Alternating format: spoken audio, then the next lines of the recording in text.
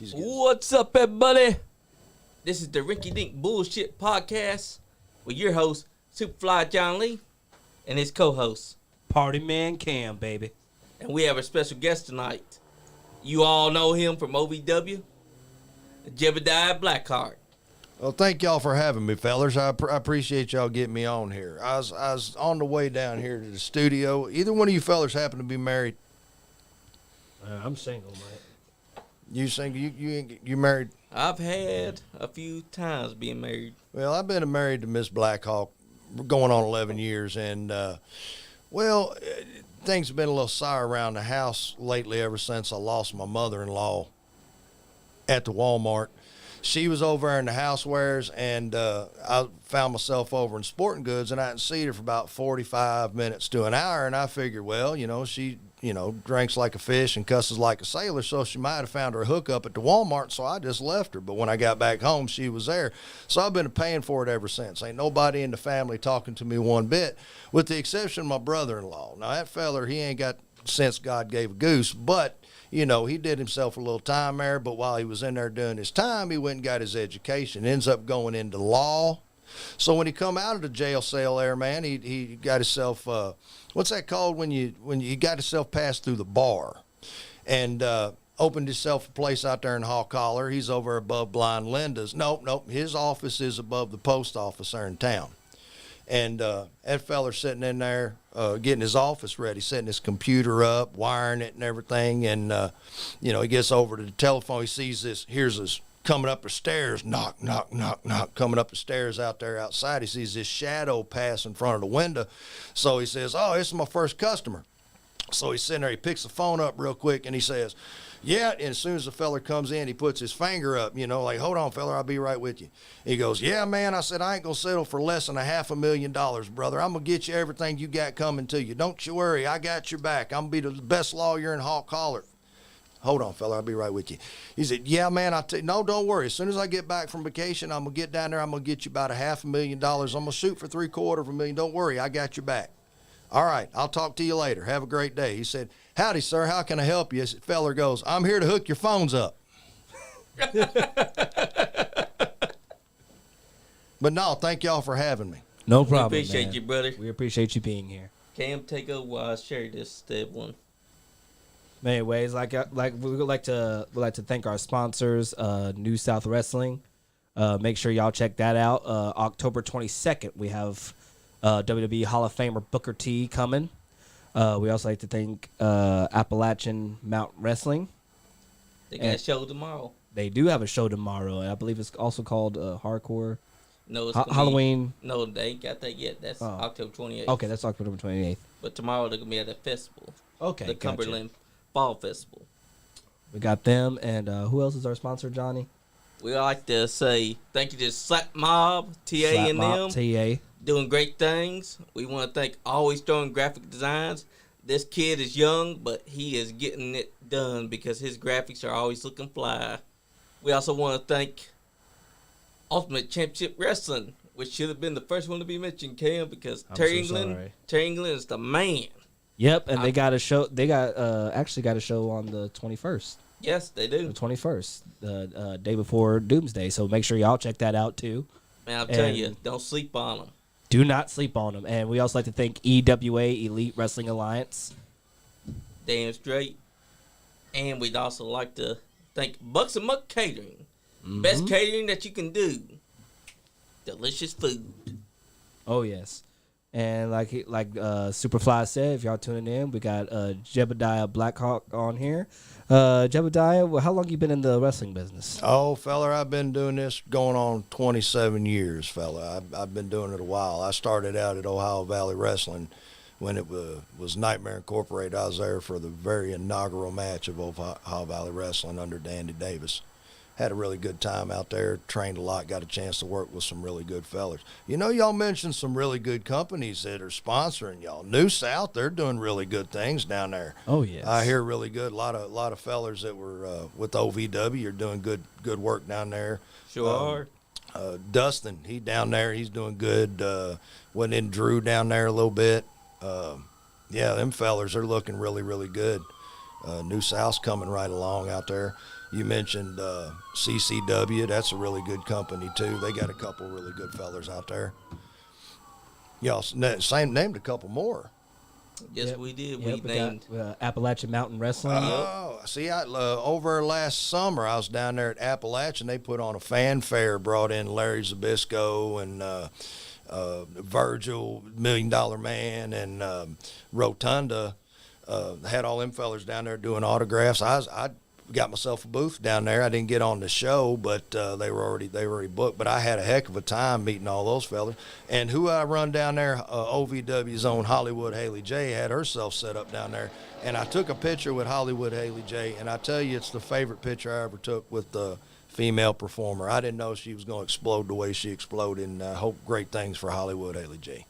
You got a big fan from one of our fans, Chris Elliott. Big dumb Chris. Come in. He said, "Kill it, boys. I like this guy. He's crunchy like me." I don't know I've ever been called crunchy, but thank you, I think.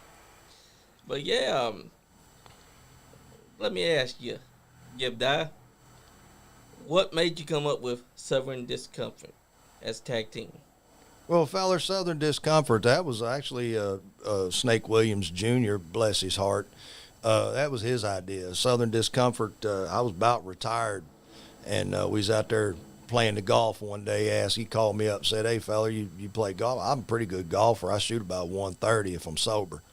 And got out there on the golf course with him. We swinging it, and he brought up this idea. He said, "Man, I tried to run this with a couple of guys, and I can't make it work. I think you'd be perfect for it." And sure enough, man, we next thing I knew, we was out there doing Southern Discomfort. Had a good time with him running it. You know, we couldn't make it stick at any of the bigger companies. Nobody was in it. We honestly, we kind of come out there looking like player bees. And the first place we went, you know, independent, it worked just fine. But once we got to Ohio Valley Wrestling, Al Snow took one look, and he's like, "I don't like it. It doesn't, I don't believe it." So we had to go back to the drawing board on it.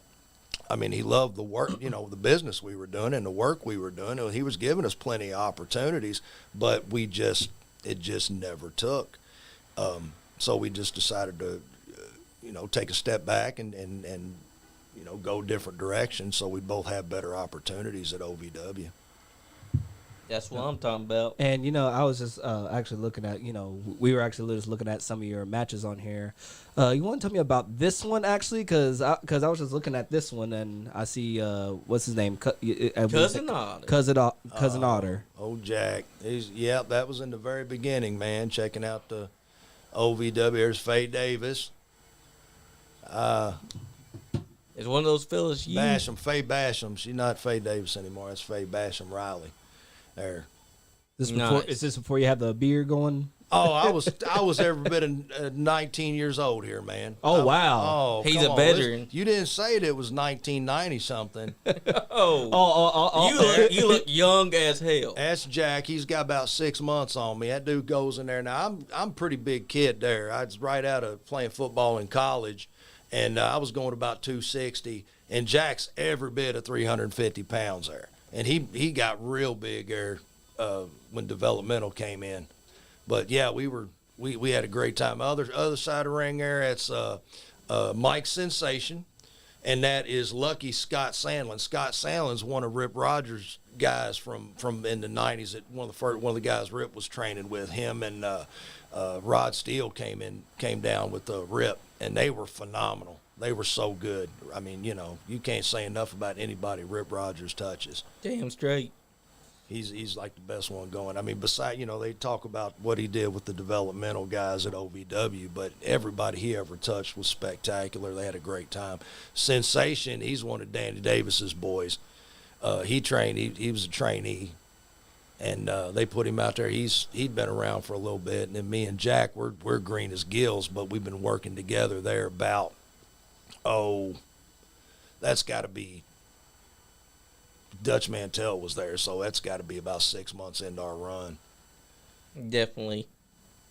Yeah, man, you bring back history here, man. That's fun. Jack's a powerhouse. He's got so agile for such a big dude. I haven't seen a guy that moves that good. Donovan Cecil, OVW's. He does some other stuff. I think FCW maybe. They've got him.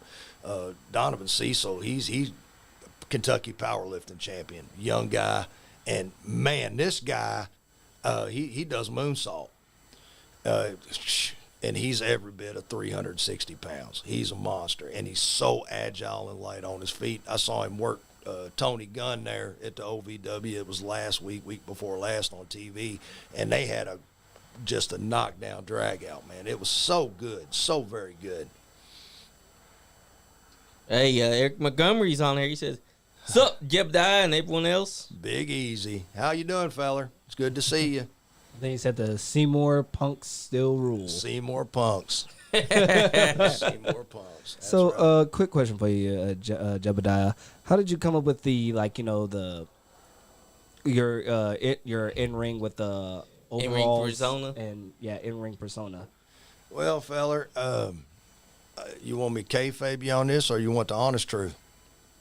However you want to Whatever explain it, works. whichever works. I was born with it. I'm from Hawk Holler, Kentucky, and Okay. I was born and raised out there in overalls, and I go to wrestle. Well, what do you do your best work in? Overalls.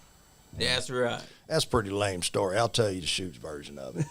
I was green behind the gills there at OVW, and I was under a hood as the Blackhawk, and that was one of the old American Eagle gimmicks Danny put on me. And he said, "Yeah, you go out there under a hood." I turned 18 during training. I was so young, and I just turned 18 when I came back that summer from college and started training with OVW. And I think maybe 6 months in, I got my first look, because I picked it up really quick. I got out there and wrestled under the hood and got some good experience. Very first match, you're seeing on the screen there, that's Nick Dinsmore, that's Eugene. Yep. Was my very first match. He'd been around about 6 months longer than I have, so we was both out there doing it, and we was so green. Really good match with Dinsmore. We did everything you can possibly do in a wrestling match inside of 7 minutes. Second match was against Doug Basham, heavyweight title fight, because I won a battle royal.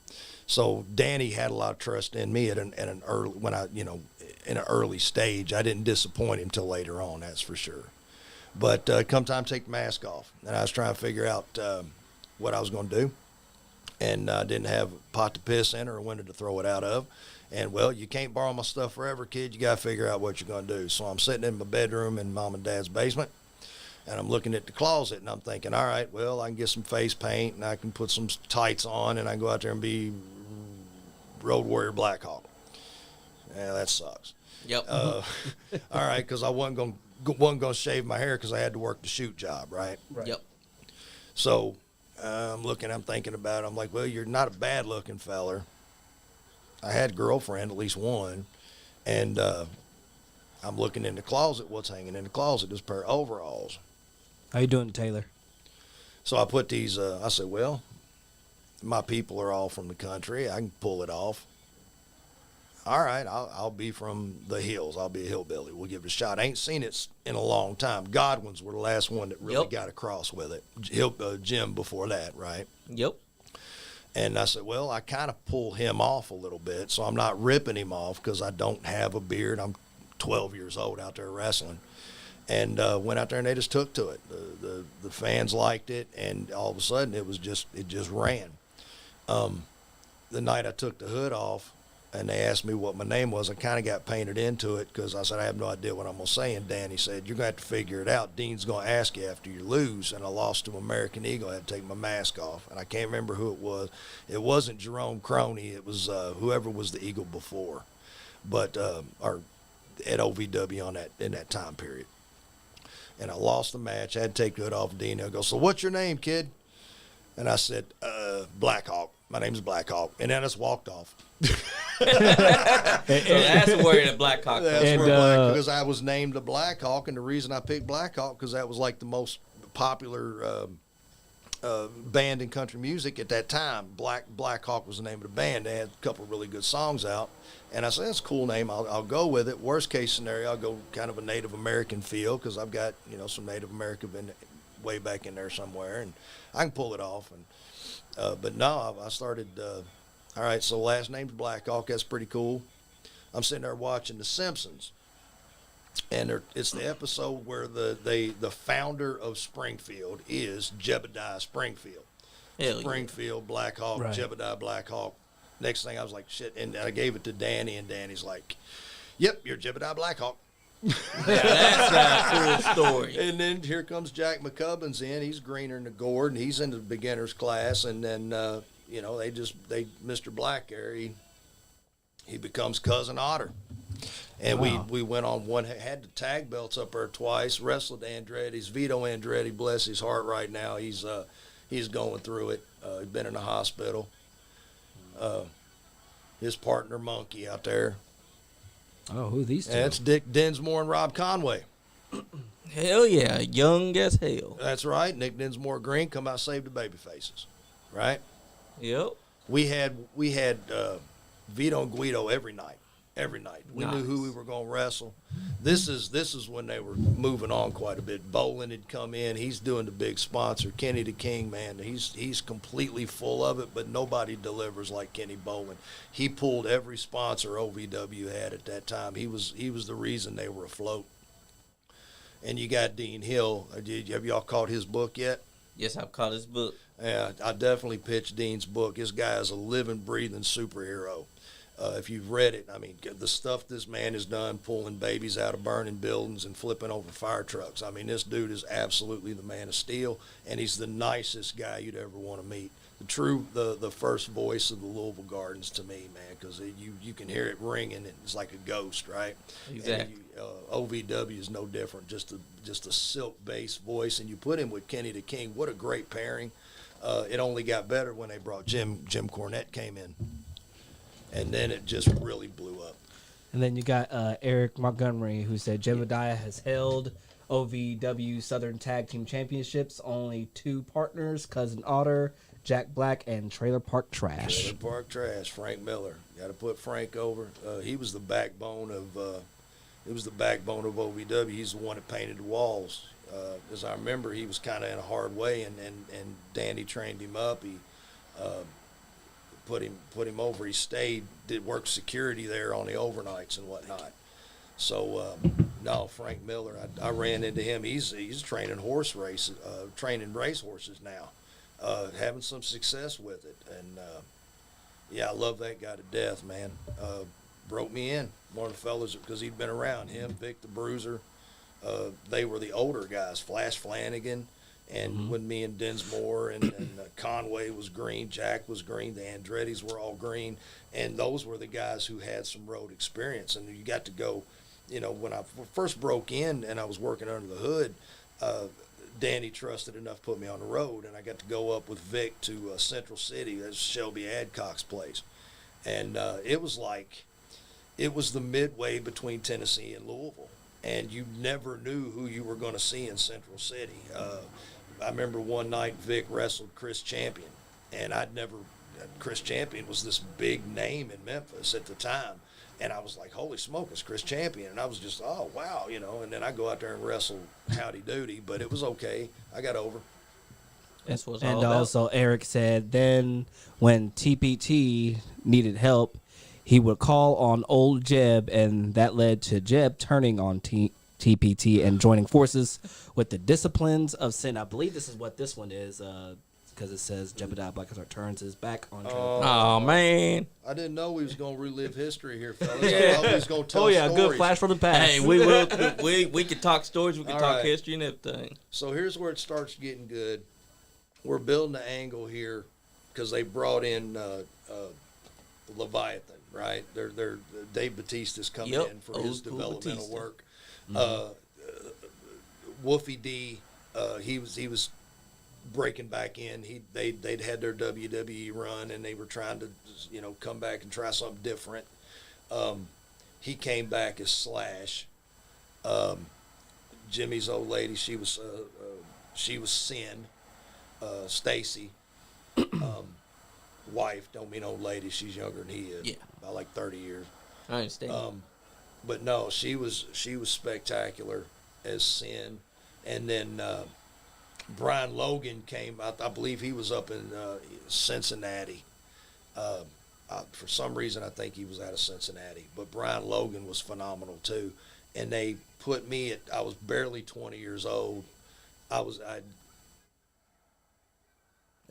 got off the hillbilly thing because me and Jack had broke up. I was trying to figure out what was next. I was doing kind of a half-ass cowboy thing. I was out of shape. Got heat. Didn't work as a cowboy. I was great as a hillbilly, but the cowboy thing didn't take. I looked like a junior college offensive lineman. You look there as a hillbilly. Jack's about 370, 380 there. So they're telling him to get stronger and bigger. Turned on him, and the next thing I was mouthpiece for the Disciples of Sin. Oh man, and looking back at it, that was a hell of an opportunity because it was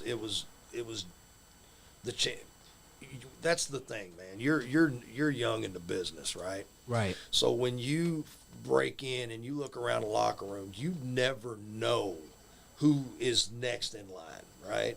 So it may be some they don't get it. They got a great body, but it's like, but you never know who's going to get that push, who the right person's going to see and be like, oh wow, So I looked at it like, well, Batista was, he was green, but gosh, he was such a monster, right? Your boy Snake Williams Jr. just chimed in on YouTube. He said, "Kind of like you look now." What'd he say? He said, "Kind of like you look now." Oh, he's gonna start with me, man. Let's get Eric back on there. We'll call you later, Snake Man. We're telling the Jebediah Blackhawk story right now. You'll see me up there in Muncie, fella. And Eric said, working with Jeb was always a dream come true for me. Thank you, Jeb, for always being good to me. Love you, fam.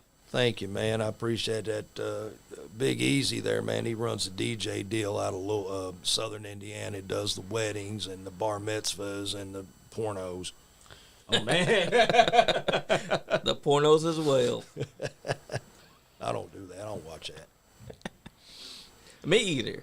No, we had a good time with it. Slow turn on Trailer Park. Then I get a chance to actually work with Frank a little bit on the turn. See, I even went blonde there because Eminem was hot at that time. So imagine the cowboy with the belt buckle with the Eminem haircut. And that's still when Danny you were young. hated it. You're into like Eminem's music and everything? Oh, at the time I was 20 years old, of course. Of course. I think Eric said, "Hey, don't be giving away my secrets." LOL. I think we got. Do we have a caller? Well, I thought we did. That's where me and Frank did the thing. But yeah, I believe it. They beat the hell out of him in that one. They made him earn it. And then I just come in and did the thing. And Rip is trying to teach us a lesson here. You won the belts. You screwed us. Now get the hell out of the ring. We waited too long. We got a caller. Okay. Hello? Hello. Who's this? Man, here we go. Feller, you just can't leave good enough alone, man. That spotlight is shining on Jebediah Blackhawk. I tell you, fella, you've been as jealous of me since the very beginning, and I ain't afraid to share it. That's the reason that you cheated to cut my hair, and that's the reason I'm going to see you whenever you finally get your back straightened out or your knee or whatever dead gum excuse you've got, feller. I get my hands on you this time, I'll make you pay. Ain't gonna be no sock pupping involved, man. Now, I got Garrison Creed in front of me first, Snake Man, but as soon as I walk through that pile of mud, I'm gonna put my foot up your ass. You better guarantee it. Hold on, fellas. You just go ahead.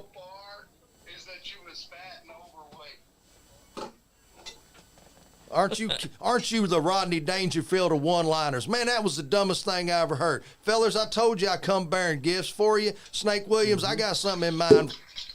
That was a gift. Here you go, feller. You're 21, ain't you? Yeah, I'm 21. Don't you swallow that too hard, it'll kill you. I got that. That's a lemon drop, man. That come from a sheriff of Hawk Holler. That is pure Hawk Holler tap water right there. Hell yeah. We'll find that lid later. You see that lid pop off? That's funny. Oh, yeah, wasn't I think it went behind you. That's funny as hell. Oh, is that what you got? Some of that old swill water? Swill water. That's hot collar tap water, Snake Williams Jr. That's right. Man, every time you drink that shit, paint peels off the damn walls. Man, on a serious note, Snake, how's your wife and my kids? You're gonna go there now. Oh Lord, it's getting hot here. I noticed you're not wearing your Werther's original sweater tonight. I got it in the truck, fella. In studios, I thought it might be cool, but I didn't want nobody to make fun of me. So I can appreciate you making fun of my Werther's. Y'all fellers ever wear cardigans? I have. You like cardigan? It's cozy and it make you. Cardigan. You're always talking over people. I can't say it again. I said you can't even spell cardigan or pronounce it. I can pronounce Mally Bally Shira. It's Mahabali Shira. Well, it takes one to know one. Speaking of no, I can't. I got the chance to have a match out there. The OVW did their on their summer tour. They kind of finished up in J-Town, the Gaslight Festival in Louisville. It's a big draw. And Third Turn Brewing sponsored 2 shows back to back on that one. And the first night I got Nero, and he's a big 7-footer, man. We had a really good match out there. And then on the second night, by surprise, who got old Mally Bally Shira in the main event? Jebediah Blackhawk. And man, did we have a match. I had a good time. And it'd been, we did the Netflix. Y'all ain't talking. I'm surprised I ain't brought that up yet. We will be soon. Okay, we was waiting on the second hour. But I got. Hey, and who got beat by Mahabali Shira? I did. You stood next to him. He's twice your size, you garden gnome. But I've never been beaten by him, have I? You ain't never wrestled him. That just shows I'm a lot smarter than you. At least I got beat by him twice. Eric Montgomery just said Jeb was the Shawn Michaels of Southern Discomfort, while Snake was the Marty Jannetty. Shots fired. Shots fired. Eric to be kissing Jeb's ass. He was all for Snake Williams last time. Now I he's just want to know what you've done for Eric to get him on you so much like this. Porn.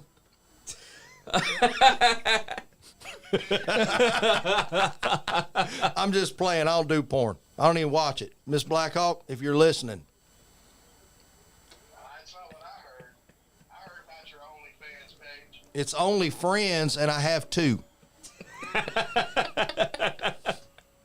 One of them happens to be Eric Montgomery. I've been. Eric just said I've been Team Jeb since 1998. that's right. Man, he's about, what, 8 years old out there, Big Easy? Hey, that was back when Jeb was driving that white van that had no windows. It was a nice cream truck, and it played a whimsical tune for all the children to enjoy. La la la la la la. La la la la la la la la. I'm just I knew he was gonna do Herbert. man. Did y'all see? Feller pointed out to me. Did y'all see old GNR? They ran that tour, Yes. and old Axel sounded like Herbert. Yep, I saw that. Did you see that? I didn't. I think that was a rib. I think that sound guy must have made that sound guy mad at him or something, because Axl Rose got a hell of a voice on him. I think he pissed the wrong person off that night or something. I think he did. I'm gonna go ahead and Well, put the Jeb, wrestlers I'm on. gonna leave you with one thought, brother. Well, man, you might. I'm sorry that I can't be at IPW Saturday to beat your ass once again, because I've already beat it once. I've beat it twice. I mean, you don't want me to beat it again. So I'm sorry I can't be there Saturday, but I'll be there in spirit. I'm sorry, Snake. You were cutting out. Can you repeat that? No. Feller, I'm going to see you when I see you. If it happens to be second Tuesday of next week, it don't matter to me. When I see you, I'm literally going to put a beating on you. I'm going to beat you like you stole something, Snake Williams Jr. I'm going to tell you, you ain't worth the salt you're made out of, and I'm going to prove to everybody at IPW and anybody that wants to look in and watch what a coward Snake Williams Jr. really is, and you got your comeuppance coming, feller. I'll give you the last word. And Eric just said, I was 14 when I met you, Jeb. Snake is something you use when you have a clogged toilet. That's a shots fired right there. I ain't looking for a manager, Easy, but if I was, you're in second place behind Josh Ashcraft. Y'all met Josh Ashcraft? Yes. East End villain? Yes, we definitely got to get him on here, too. Buddy, he's a big fan, too, man. It's Which one you in, Jeb? Because One of I them, haven't got to start this yet. I've forgotten which episode he's in, but he's in one of these. 4. 4 is the one where She-Ra mud flaps me. The big one. We had a moment. It was good. Like I said, I was gonna say about She-Ra, man. The getting a good look at Dave Bautista up close and what he looked like. She-Ra is the one that is the closest to what he looked like at that point in time. He's got great body. He's got good skill set, and as soon as he gets another look, man, he's ready because he is big time. He gets it. He absolutely gets it. And Yes, one of the I don't care what he plays on TV, man. He's definitely one of the most nicest guys. I don't care to break kayfabe on it. He's been always very kind to me. He's quiet. Kind of keeps to himself a little bit. He's if there is a professional in professional wrestling, She-Ra's that professional because he does his thing. He communicates effectively, and he does really good work in business. I do. Now he ripped my arm out of the socket, but I'm just playing. He didn't really rip my arm. I just sold it like he did. He was good to me because he's a monster. That dude killed me with one hand if he wanted to. He gets it. He's a monster. Mm-hmm. He's a monster. And this is the wrestlers that we're watching right now. Yeah, on Netflix. Stop for a minute. Yeah, that was back when me and Snake were still running together. So it was filmed last year. Last in the summer tour last year. They had just brought in Joe Mack. You showed that was on there earlier. Yep, Joe Mack. Big Joe Mack, and he's a guy that's. When he first showed up, he did not get it at all. And over the course of the time him being at OVW, he has just all of a sudden figured it out. They've got him paired with Luke Curtis right now. And I got to say, those two guys, man, they've got a future. Both of them do. Luke Curtis is phenomenal. He gets it. He's just he enjoys being a heel. And he's so entertaining. And Joe Mack, he's just Joe Mack, man. It's hard not to like him. He's every bit of 6'9", 6'10". He's built like a power forward, and he's a good-looking dude. And I've never met a guy from Canada that talked like a surfer, but that's him. I do an impression, but I don't want him to hit me when I say Johnny. I know. What are you doing? But no, you were talking about, we talked about Trailer Park earlier and how he was kind of the backbone of OVW. It did all the grunt work, the painting, not an electrician, but did electrical, changed light bulbs, was in charge of making sure that it wasn't a complete train wreck. And there's a guy at OVW, we mentioned Josh Ashcraft. Right now, he's that guy at OVW. If there's somebody in there painting walls, it's him. If it's somebody out there teaching the kids what to do, that's Ashcraft, man. Snake Williams just said, you know, if you blink, you'll miss Jeb, but Yes. you see me all over the series. He's trying to take over the show. You know, he just can't get out of the way. That's all right. And what's up to you, Marcus? Marcus. Marcus Yes, Fine. that's said Marcus what's up, Fine. everyone. He's a local super fan. He goes to all of the wrestling shows. Good And stuff. also, you got Taylor also who goes to some of those. What do you think about that, man? That's damn good shit. Don't take too much. I know, right? That's from the sheriff of Hawk Collar. You know who the sheriff of Hawk Collar is? Who's that? Jebediah Blackhawk. That's right. There you go. That's good stuff. No, this feller at IPW come up with that tap water for me, man. That's good stuff. I can't say his name or say what he was, but he was definitely a brother in law enforcement. How did you feel about being part of the Netflix series? You know, it was a good experience. They were there all the time. A little background on it. It was really a gamble. They sold it for nothing. They gave it away. Nobody made a dime on the Netflix, as far as I understand. Nobody made any money. It was Matt Jones had come in. We showed up right about the time Matt Jones bought in, and it was hurting. I mean, Al and his wife Jessica, they put everything into OVW. That was their that was their nest, right? And that's kind of the thing I didn't get, because I've been working on independent shows, just show up, get paid, maybe help take the ring down and get the hell out of Dodge and get to the next town. When you go to OVW, it doesn't feel like an independent at all. It feels like a family. So if you're not a part of that family, you're an outcast. So when you show up, or you got to, you know, I had the right attitude because I had experience with having the right attitude. Snake showed up. He had a reasonably good attitude, even though he's a prick. And then, you know, we got along with the boys right away because most of the guys I had more experience than they did. But then you'd have guys that came in that would get a shot, and it just, you know, well, I'm this and I do this. Everybody at Ohio Valley Wrestling is a champion somewhere, has been a champion somewhere, or is going to be a champion somewhere. All that experience, and you got guys, and you got opportunity to work with those people week in and week out. No matter who you draw at OVW, it's going to be a hell of a match because there are no shirkers at OVW. And that's kind of one of the things that made me want to hang around there, even though it was going through hard times. Because you'll hear horror stories about people not getting their whatever. Netflix showed it, right? But the truth is that the opportunity that they took to gamble on with Netflix, it paid off. And the people that took advantage of that, forget about it, right? They exploded. And even guys who just kind of showed up in the background. Me and Snake, we got a little bit, you know, but Snake's in there a lot because we were all over the locker room. Most of the time I was outside talking to guys about their matches or whatever. And just hanging out, being a part of it, and they caught little glimpses of it. They shot nonstop for 4 months. They followed those people, Cash Flow, who's phenomenal, Haley J, who's phenomenal. They followed those people to their homes in their personal lives and opened their homes to Netflix to literally videotape them getting in and out of the shower. Tanning bed in Cash Flow's case. All the time. This is where I live. This is how I survive. It's the most personal look at professional wrestling that I think has ever been done in the history of it on any. Netflix did a great job. And the director edited it in such a way that he took 4 months worth of material and made it spectacular.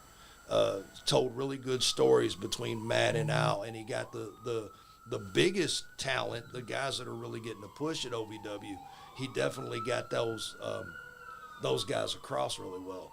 And the opportunity for other people who mid-card, low-card, new card.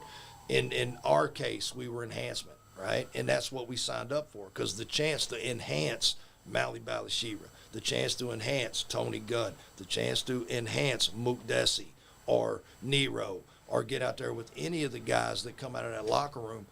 Shoot, one of those guys is the next heavyweight champion of the world, right? Exactly. So, yeah, any day, whatever you want to do, guy. This is what I can do, and this is what they want us to do. And we'll go out there and just have a really, really good time. And I love every match, every opportunity that I get there. Recently, man, I got that opportunity to. I did a couple of other podcasts, and I'm pretty bad about name dropping because I've had a few hits, so I forget names a lot. But I mentioned Ashcraft. There's a lot of guys behind the scenes that make OVW work that don't get the recognition. Netflix even overpassed by them. They show up. When they show those office meetings, they really focus on Al and Matt, but there are guys in there like AJ McKay, who's in production, voiceover guy, and he's absolutely a pro. Brian Kennison, who's on the voice outside, and he and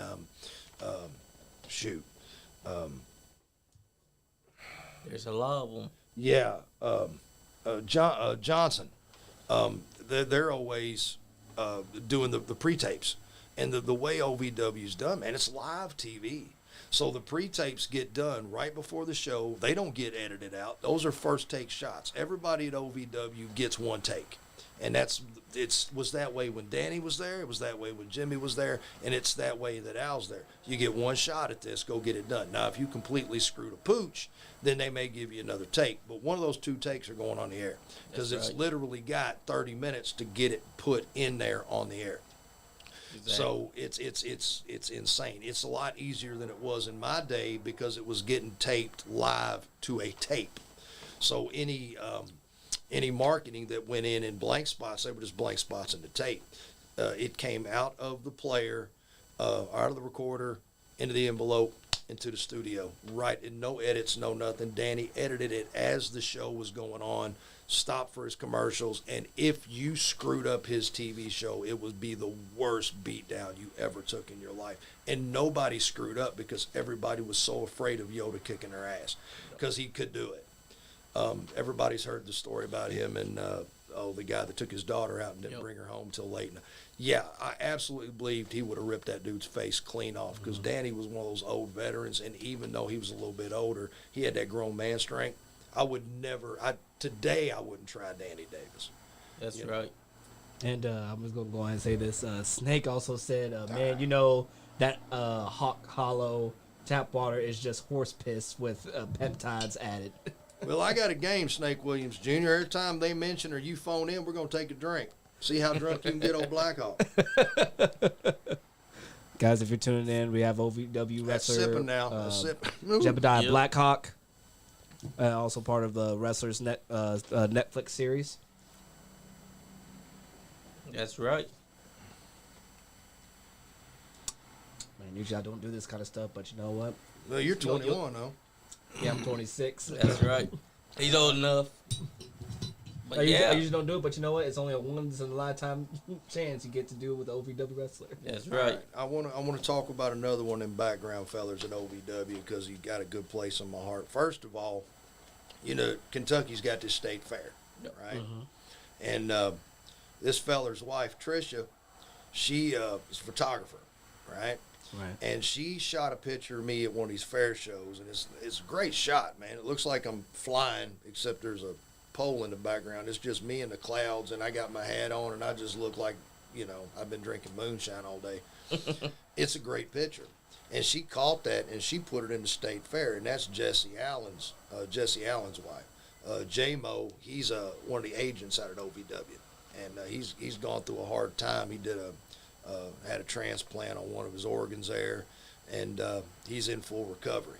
And this guy is now, he's where he was green behind the gills and couldn't stand up. Now all of a sudden here's a feller who's a little bit younger than me, but he's gone through it, and this dude's in the gym doing planks and doing his work and doing his cardio, and he's posting it, and it's absolutely motivational. That's J-Mo, Jesse Allen. You check him out. He's got... it's funny as hell. He calls it juicing with Jesse Allen. This dude ain't never seen a needle other than in the doctor's office, and that's juicing with and he's creating healthy breakfasts and things, and then he's videotaping his workouts in recovery, so people that are going through organ transplants and things can have motivation through his story. So that's really big for him, and I'm really proud of him for doing that. We did mention Vito Andretti earlier. He's just coming out of the hospital. He's a little bit older than I am, and we ain't gonna talk ages here, but you're looking at video that's damn near in black and white. So, but yeah, that feller lost his Sergeant Hulka there the other day due to sugar, and he's gonna try and make some changes and see if he can't get. He's done really good. He's lost a lot of weight and got healthy. So hopefully this is the end of his struggle with the diabetes. I'm sorry, fellas. Y'all got me talking. No, it's real fine, loud. brother. You're good. This is about because you. This is what it's all about. It's all about about you. And trust me, they all deserve recognition.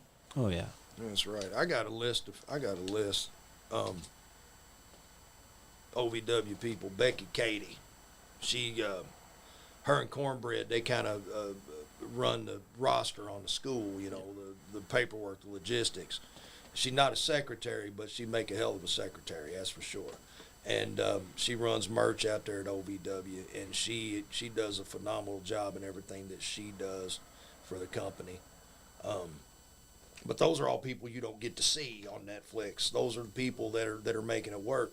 Adam Revolver gets some time on Netflix, But here we go. There we It's go. me and the Snake Man mispronouncing. You Mountain with Valley just Shira. a mustache. Missed that mustache a little bit. You see this look? He's going over it. Yep. What's he saying? I could He's turn- into it, man. I could Tap a turn little up. bit. Hold on, do it. This will turn up. They got us in a dark corner, and they sent this polar bear over there to talk to us. He's such a nice guy, man. He really is a nice guy, even on the series.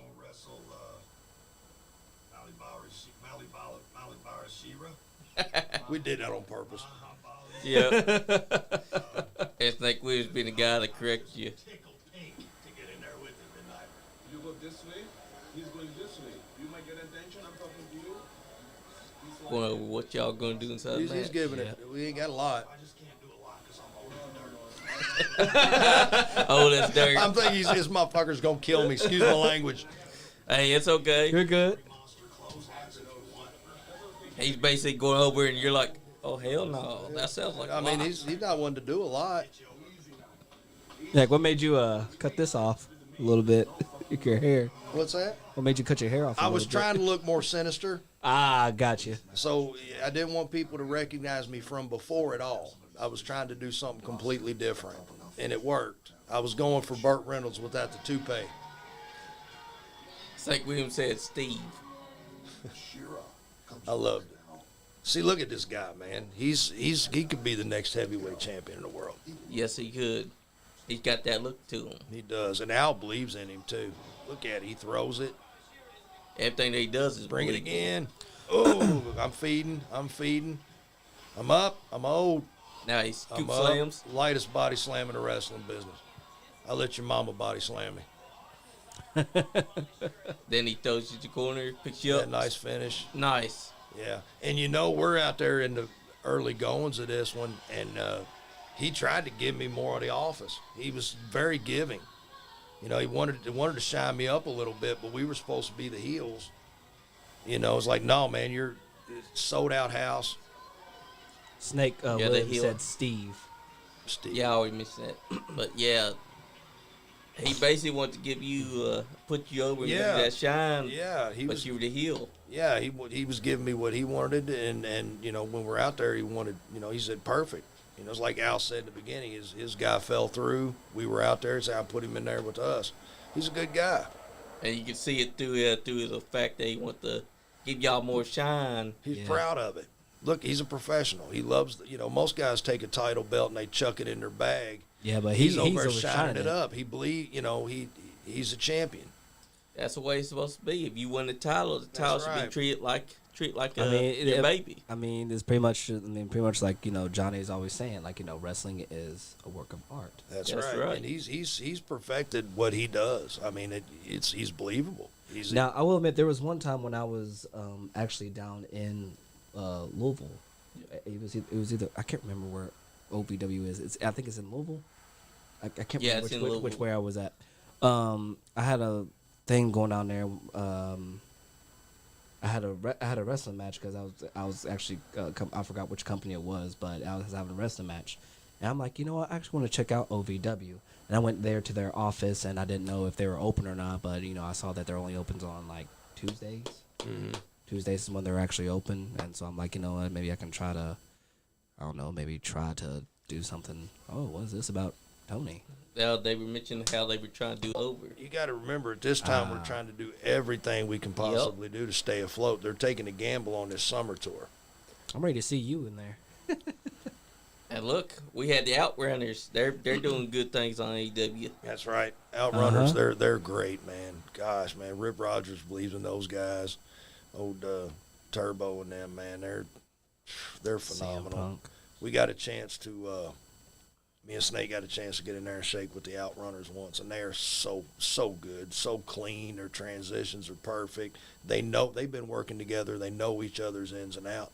The sick thing is when me and Snake came back to OVW, we never tagged before. We'd worked against each other. We trusted each other, but Snake had never really done tag work except I think with maybe a couple of people, and they were very brief. And most of my career was under tag work. So, it was catching him up on tag matches, and then him bringing me up on singles. So we were kind of, because I could work singles, but there were certain things that I'd forgotten. And I could work, he had worked tag, but there were certain things that he wasn't looking for. So by the end of the first year, you wouldn't know that we hadn't been tagging together for 20 years. So we did a really good job of disguising the weaknesses in the tag team, and people believed it. When we show up, we just did not have. Brian Kennison called. We did our first dark match at OVW, and they gave us a call, and Kennison said they look like two dads, because they gave us 2 kids to work with, 2 dads beating up their daughter's boyfriends.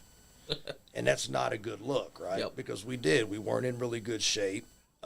We had just got back in. They gave us an opportunity, and we kind of thought we'd walk in and be like, yeah. But when you go into OVW, look across, everybody's in great shape. Everybody's there to make the deal. We were there to try to make some kind of a half-ass comeback, and everybody there is looking for a damn WWE contract. Right. So when you show up there, don't go in there with that, I'm here to get my feet wet again, because it's not the place to get your feet wet, because you will get flooded over at OVW. Exactly. They put you in there with Shira. And, man, if you ain't in shape, or they'll put you in there with Tony Gunn, who'll blow you up if you're not careful, because he goes 1,000,000 miles an hour, but he's great, but he's fast. And he will make you work fast because that's his pace. And if you can't keep up with it, it's kind of like trying to chase Doug Basham. Doug Basham was that way. He would run you to death. He took me to Memphis 3 times, and took me to Memphis twice. I was blown up. He told me to start my heat. He cut my heat off, took me to Memphis again. It was, he shined himself up like a penny, and you just got no choice but just bump your ass off, and he just kept you bumping and bumping and bumping and getting up and trying to figure out what's next. And because he was Danny's first student, and Danny taught him that way, and he was spectacular, and he could go all night. I remember we had my second match. I was in pretty good shape. I just got out of class, and you worked your ass off in Danny's class. Damn straight. And sure enough, man, I had that second match with Doug Basham, and he had me begging after 4 minutes in, and we had to go like 20. And I'm like, man, this guy's a real athlete. And I was an athlete too. I was just a D2 offensive lineman, and he was a damn wide receiver. That ain't a good match. So I can remember if that's what you said. You said you started out wrestling like when you were 19. Yep. I turned 18. I just turned 18, and that summer I turned 18 in December, and then I started working that summer. I started training that summer. I didn't go back to school. I decided to join the circus. I never looked back. Because if I'd have stayed and gone I'd have played for D2 college football. I'd have played for 4 years. I'd have become a teacher, whatever, and I'd have married the coach's daughter. And I look back 20. I would not trade a single minute that I've had in the wrestling business, in or out of it, because I took time off around it. I was talking with Cash Flow the other night about it, because we've been around about the same amount of time. In heaven, we never met each other in the ring till now.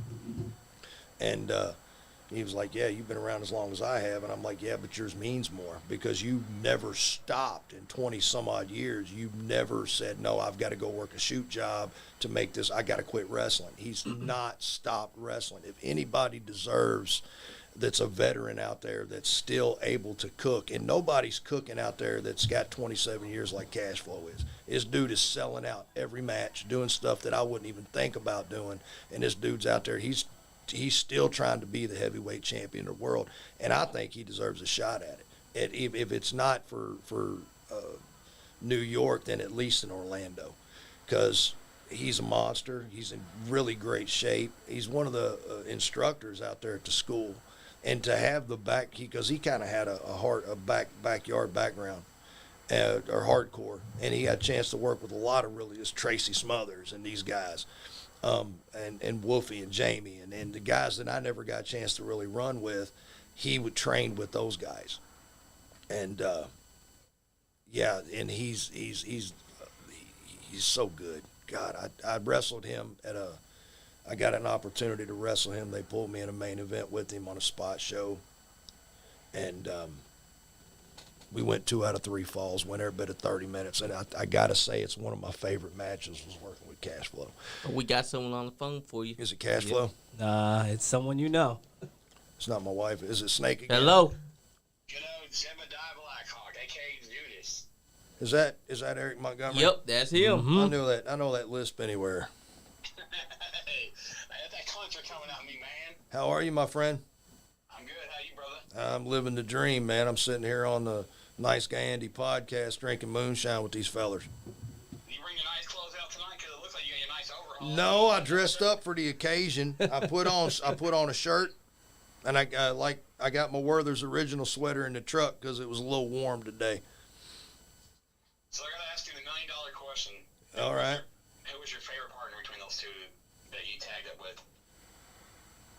It like, you mean of all? Of all. Oh, I did like working with Snake. I don't count him.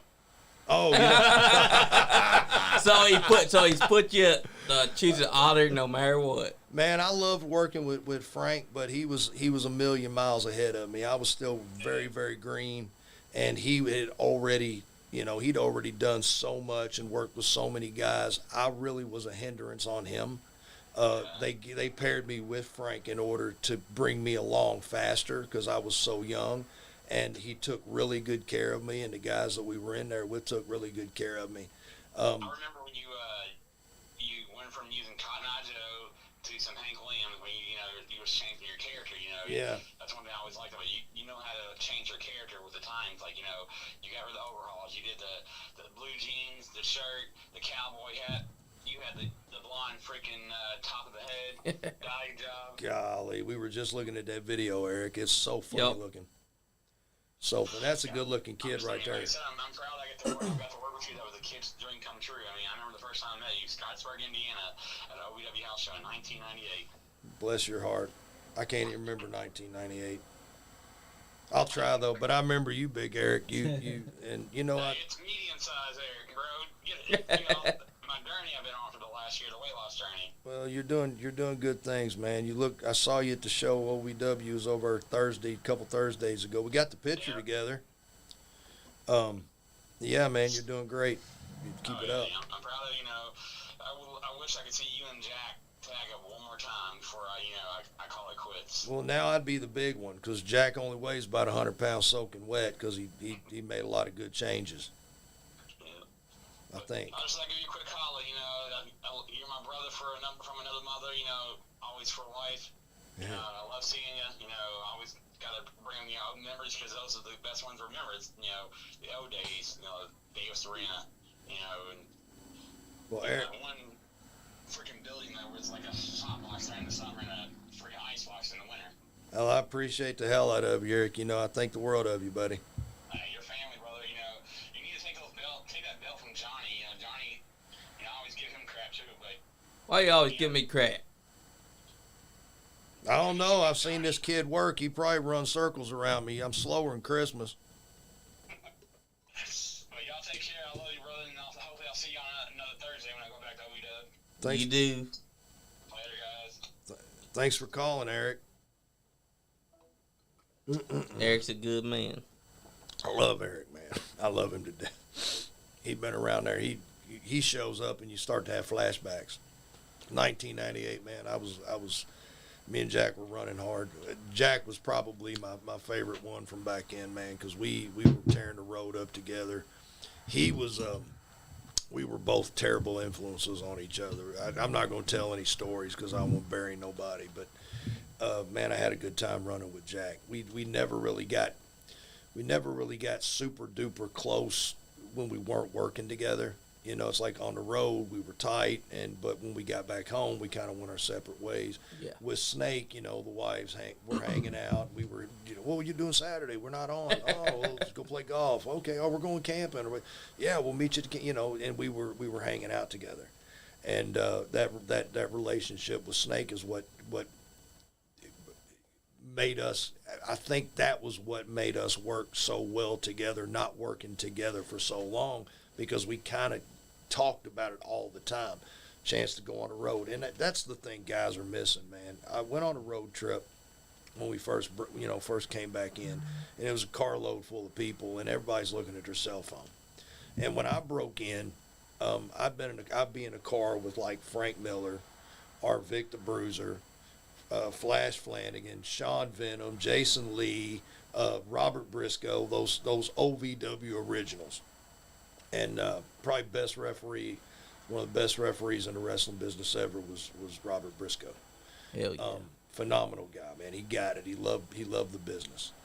But getting a chance, and the guys would start, you had ribs, and you people told stories, and that you talked on the way home. You were tired, but you talked about what went right and what went wrong. And these older guys it was an opportunity to share that in a closed environment where there weren't, ears of corn everywhere listening in.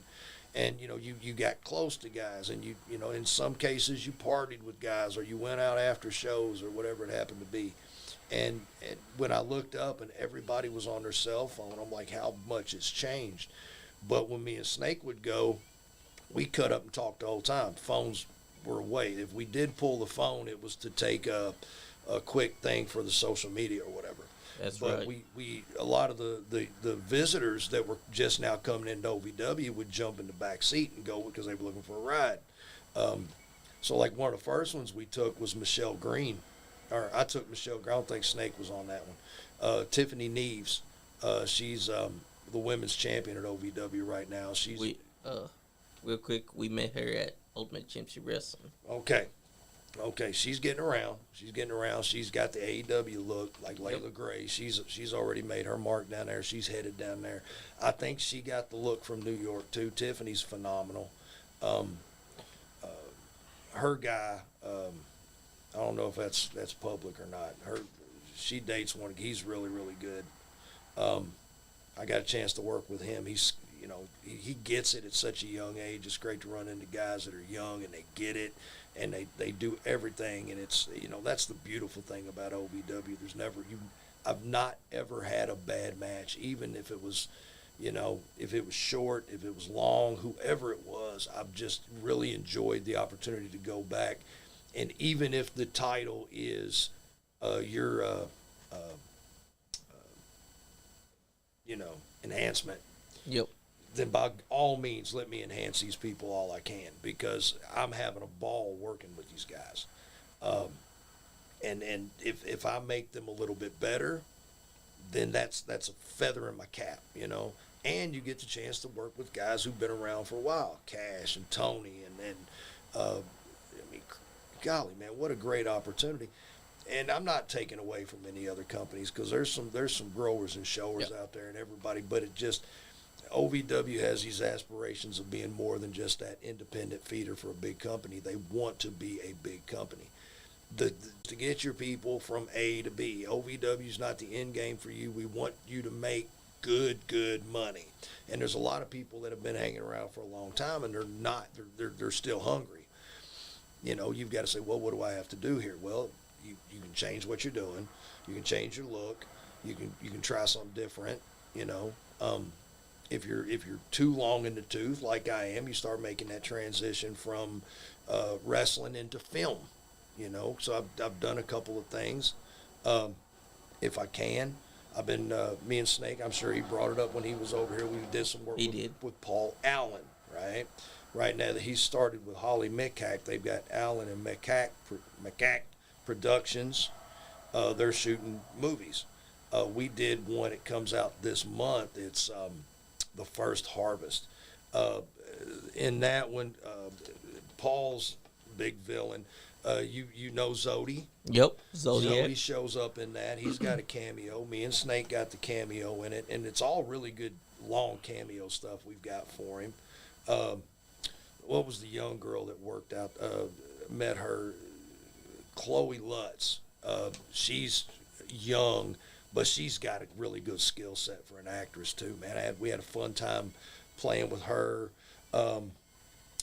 back and forth, and it was just a really comfortable, that independent film. I fell in love with doing film on that, and I'd done a couple of things before that just, it was some home movie stuff, but that was my first opportunity that wasn't professional wrestling on live television. So besides some theater stuff when I was in school and this and that and the other, but that was my first, and I loved it, and I fell in love with it. And then some other opportunities I can't really talk about because it's all hush hush, but we'll come on again some later on down the road, and we'll talk about that because that's right. A lot bigger one. But yeah, that first harvest that goes, hold on, I wrote it down because like I said, I'm terrible with names. That's got an opening night.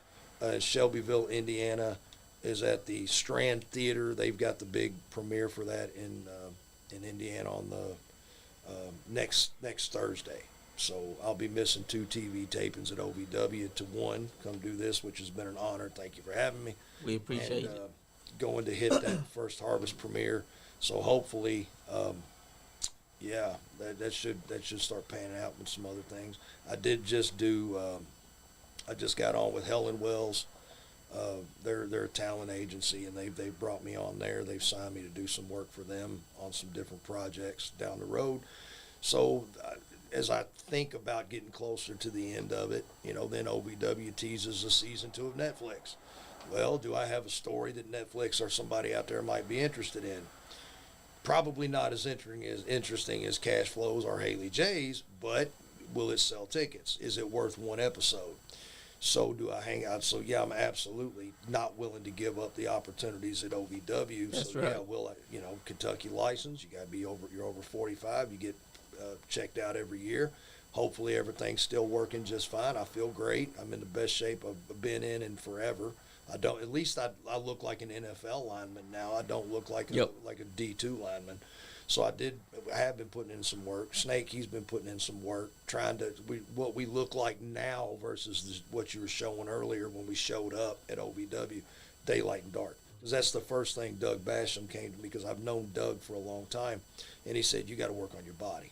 He said, because I can't cook anymore. It's got to be work. It's got to be good matches. You're going to have good matches, but you got to be something to look at. Are you believable? And now all of a sudden you look like you might whoop somebody's ass, even though you got a white beard and you're dressed in overalls. I still want to get behind this guy because he might actually win this match. Where before it's like, I think this guy's going to have a stroke in the ring. Yeah, Exactly. And you mentioned earlier about you tear down rings. So, well, we've actually been doing that a while too. Mm-hmm. Since last year, we helped New South put up their ring. Mm-hmm. We've also helped them tear down the ring and put it back up. And a lot of wrestlers should do that because it pays you dues. Heck, I'm still doing it at EWA, and I mean, there's one thing in the wrestling business that you always got to do is pay your dues. Well, me and Snake got a look. Impact came into town, and they were nice enough to send us over to hang out for a little bit, and they gave us a couple of tests. And any guys who get a shot, I'll give you the answers to the test. One, they pull out a wrestling mat canvas, and they pull out whoever they think they might want to use sometime that maybe have experience, or we might be able to use these guys someday. And they're going to give you this task of shredding canvas into 12 by 12 squares, and you're talking about an 18 by 18 canvas. So this is, if you're not smart, that's a 12-hour job. Yep. And heaven forbid if you don't cut it in a perfect 12 by 12 square, because they're going to sell those for $20 a piece and have the boys sign them for the people. So mess around and hand them one that's 6 by 6 and see what happens. Or it looks like the state of Texas, which there was this one kid that did that, and I think he had to go to the bathroom and cry. But me and Snake, I'm like, here's what we do, man. Just walk it off. We'll do this, rip the scissors, and we'll be done with this, and we'll get good, So we do it. I got a good picture of Snake down there cutting canvas. Second, and then after we did that task and we successfully completed that task, we were security. No, you guys stand right here, just look intimidating, and stand under this camera so nobody gets next to it. That's right. And that was our tryout. Everybody else got, and then of course that was, how do you handle yourself around the boys? They had us go out, pull waters for the boys. Go out to the van, the van's here, grab the coolers, bring the coolers and the water in. You get downstairs, you got Jordan Grace sitting there. Your heart says, I want to walk up and talk and say hello to this because she's, just really, really good. I mean, once she figures out, what she can say and what she can't say, she's one of the best ones out there. There's a reason they put their belt on her. I love her to death, but you see her sitting there, and it's hard not to walk up and say hi. Hey, I'm, so-and-so. Nope, drop it off. Yep. Get out of there. Go back. Yep, we got it done. All right, go back over, stand under that camera. Now, while you're up on your way down there, that's when D-Lo comes up, shakes your hand, and you get to talk to the office a little bit, the agents and whatnot. And it's like, hey, would this person be a fit in this company? And any tryouts that way. If you go into a tryout and you've got that shitty attitude where, I'm better than everybody here, I deserve to be your champion, and you've got 6 months in the wrestling business, you need to be put out on a freaking rail. Damn straight. And when you walk in, it's, this guy gets it. And even in our situation, you guys have been around, we've seen your stuff, because everybody's seen everybody's stuff up there. They're always looking for the next guy or girl. And, if they've seen us, if they hadn't, at least we made a good impression on them. And then it comes time to take the ring down. Hell yeah, I'll take your ring down. Damn No big straight. deal. So I'm out there at that point, we was 25 years apiece in the wrestling business, and I'm taking down an Impact ring with Daniel Spencer and those guys. I can't remember who was the floor guy who was in charge, short guy, bald, but he was super nice to us. And we literally, the kids were like, I'll carry a couple out and I'll walk off. No, we broke that ring down. We were the last ones in there. And they were nice enough to say, all right, if you guys want to take some pictures. So we got a nice picture in front of their Impact logo, where the boys take their gimmick photos and things, because we made an impression. That's a no-no. You don't get to take pictures in front of their stuff. Yeah, they'd already started taking down the background and everything, but go over and take one at the gimmick table, put the Impact behind you. We got a really good photo on it. And that's the only time that you can take those kind of pictures if you get permission. That's right. And they told us we could. Yeah, hey, if you guys want to, thank you for your help. If you want to go take some pictures or anything that's around, whatever, we appreciate your help. It was cool. OVW, that's part of the shell shock when somebody comes in from outside. You start taking the ring down when you're in training. Exactly. And if you show up and you didn't train at OVW, you're still expected to be at the call time. And the reason the call time at OVW is so early is because the boys set up the ring. That's how it is. And if you've got the owner of the company in a box truck and you show up after the ring's up, that's a conversation you don't want to have with Al Snow or Doug Basham, or heaven forbid if it's Ashcraft who's running the agent deal. Damn straight. Or Revolver, who, he's not going to come at you. He's going to wait till Thursday, and Al's going to come get you. But no, I mean, that's, and I love it because it's a chance when you do set the ring up together.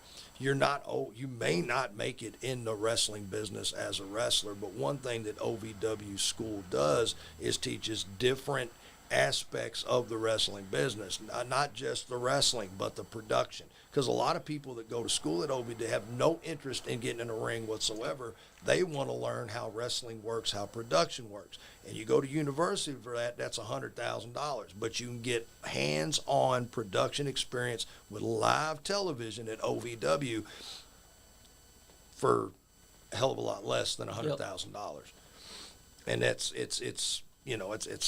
a great opportunity for people that want to get in, and they, I love wrestling, but I'm not made to be a wrestler.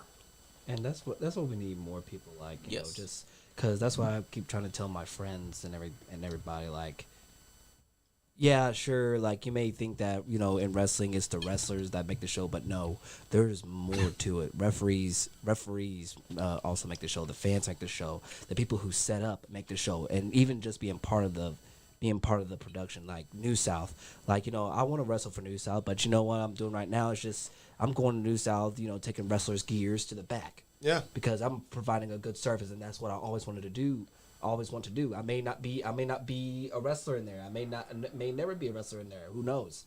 I mean, time will tell. But I will always as a wrestler, and even as a person who loves wrestling, pay the dues, and help out when I can. That's part of it. That's why I will never understand when a wrestler gets there and they don't want to step the ring. They just walk off as soon as they see everyone else is doing it. That's right. And you're thinking, well, you still got to help out. So why are you walking off? Yeah, that's one of the things I do love about OVW, because it kind of puts everybody on a level playing field. And it's that family mentality they have there. Nobody that walks through the door is better than anybody else. Their national champion, Jesse Goddard's, right? He's got it all, right? Yep. Opportunity I got with Jesse Goddard's that we sold show to. See, look at that young kid riding a cow. Snug pants. I believe you can still rock it. Yeah, I got a little bit more ass than I used to have. You probably could rock it. Looked like a D2 offensive lineman. Look at me. And then I got standing next to Kane in a tryout, and I was a dwarf. You know, I was. Here's me and Flash Flanagan. You mean the WD Kane or? No, the real one, man. That was my first shot. They brought us, I think it was Cleveland, they brought us a bunch of OVW guys in, Densmore, Conway. I think Basham was on that team. Briscoe got a look. There was a couple other guys in the car. I can't remember Flash. I think Flash might actually got a. Deb turned heel in CCW And joined the Regulators. Oh, that was another tag team partner. Big Gator, Regulator number 1. Eric, what was his name? What was his name, Eric? Regulator 1. Because he knows all about it. He says he's. I know you're still watching. OVW Eric. E Encyclopedia. He's a historian. That was bad to the bone, man. That was Joe Bailey's deal, BBW. When I left OVW, because the developmentals came in, I kind of got butthurt a little bit, and that's the biggest mistake I ever made in my life. They had paired me with the next WWE heavyweight champion, the boss's wife, Wolfie D, who's he's right now he's probably 40 years. Yep. Right. Memphis, and get WWE experience. He's a wealth of knowledge. And Brian Logan, who was in the same boat I was in, he'd been working with everybody but was looking for that opportunity. And I hated the gimmick so much I wanted to walk away from it. I hated the Judas thing. I was 20 years old trying to be a 40-year-old preacher out there. And I did a pretty good job of it, but it wasn't believable, and I really didn't like it. I didn't like it at all. Hey, that's understandable. Sometimes you get a gimmick that you just don't mess with. But if I was to get that opportunity right now, I would suck it up, Buttercup, and I would Damn straight. at 20 years old, I wish somebody would have talked to me and said, you need to shut your mouth and know your role. Yes, because yeah. I also want to give a shout out to my friend Stephanie all the way from Nashville, Tennessee. Love you. Stephanie? he's sending out his love, Stephanie. Uh-oh. But yeah, when you were young, sometimes when we're young and we're stupid, we do stupid things. Mm-hmm. But as we grow older and we get wiser, we realize, you know what, the opportunity could have been great. I should have just sucked it up, did the job, and we would have gotten an even better opportunity. And you know, when you're green and you're young and you're stupid, you can't get out of your own way. Every once in a while, Jim Cornette on his podcast, he'll mention the guy at OVW that couldn't get out of his own way. That was me, because I did a lot of stupid stuff, including walking out on a TV taping, which you think you're bigger than life, but the minute you walk away, the next day you're not on the website anymore, and it's a reality. And then you turn around and 2 weeks later they're doing your stick out there on Monday Night Raw because it was almost your turn. That's a heartbreaker, because they did send all those people up for a look at the same time. They let Leviathan out there, they let Wolfie, and they let Logan out there. And they ended up, I think they put Devon Dudley as the preacher and put him with them. And that was exactly what I was doing at OVW. And the minute that I saw that I was like, shit, I was a couple weeks away. And if I could go back in time, I would go out there and I would kiss every ass I had to kiss. And I would have taken advantage of having the boss's wife on my team and having the boss's ear, because he was trying to build the next heavyweight monster in Leviathan. And I would have been right there along with him. And my stupid ass would not get out of my own way. Then I found myself on the independent circuit. Do you ever, Big Chris Manslaughter? I'm surprised he didn't bring. You know this guy? Yes, I know him. All right, I got a tale for you if we got time. Yeah, we do. All right, so I left OVW, and I've been to OVW 5-6 years. I trained there. I worked only independents, and I was protected, right? I was an OVW guy. You show up at a place like Bad to the Bone, and it's pure independent wrestling, right? Might as well have been, you name it, you know. And I show up, and they're gonna put me out there with manslaughter, chainsaw wielding monster. And I had never worked with this guy. I show up on the night, and it's a fair show. We're dressing in a goat barn, and I look over, and there's this monster with a mask on sitting there rocking in this chair. And I'm like, I know how business works. I come up, talk to him, whatever. I don't know who he is, how long he's been around. I'm going to walk up and say, hey, I'm Jeb. I think we're on tonight. Let me know when you're ready, you know. Good to meet you. And he just looked up at me and kept rocking. And, okay. And go on about the night. We get a little bit closer to game time. And, hey, man, anything I need to know? He just keeps a rocking. You know, okay, Kinda like him. Okay, it's cool. So we get out there, and I don't know what I'm getting myself into because this dude's 400 pounds and he's 6'7". You know, he's a monster. Yep. Humpback. He may be a crazy person. He's got me going, and I'm asking the boys. I'm like, what's this guy's deal? You know, he ain't right. Watch your ass. Okay. So I'm thinking I'm going out there for a shoot with a monster, and I'm 20-something years old, so I can handle myself. I ain't worried about it. So I'm thinking, here we go. So I go out there to shine up, and he comes out with a chainsaw, won't let the chainsaw go. He's got me running around like a scared chicken as a baby face. We get the thing back and forth. It's a quick match because he's a monster, and I do the business or do him the favor, and we get back to the back, and he takes that hood off, and he's like 16 years old. Damn man-child. And he said, I'm sorry, man, the rib was on you. It was funny. It was good. But Big Chris, yeah, he was a good guy. That was him underneath that mask. Yeah. Big Chris. He knew who he was, and he just stayed completely quiet. I was on OVW TV every week, and they didn't have, because the boys there have been the boys there. So it's kind of like, you walk in independent, don't have an attitude either, because you definitely get your ass whooped. You got to be humble. I don't take down the ring. Well, you can take it down by yourself then, because we're all going home. Yeah. If a guy does that, he deserves to be taking it down by himself. Definitely. You're not getting this envelope until my ring's down. That's right. That'll do it every time. Now, you got guys that are going to get the envelope as soon as they show up. Those guys don't have to take the ring down because they're exempt. But if you don't get your envelope till the end of the show, you might as well go start taking the ring down because you ain't getting it till the ring comes down.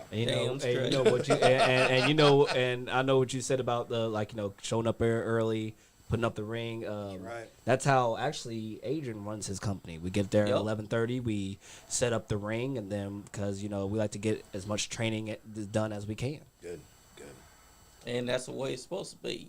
Always. Accept the ring first. Accept the ring first, and Because then if you don't, then you don't deserve a spot on the card. That's right.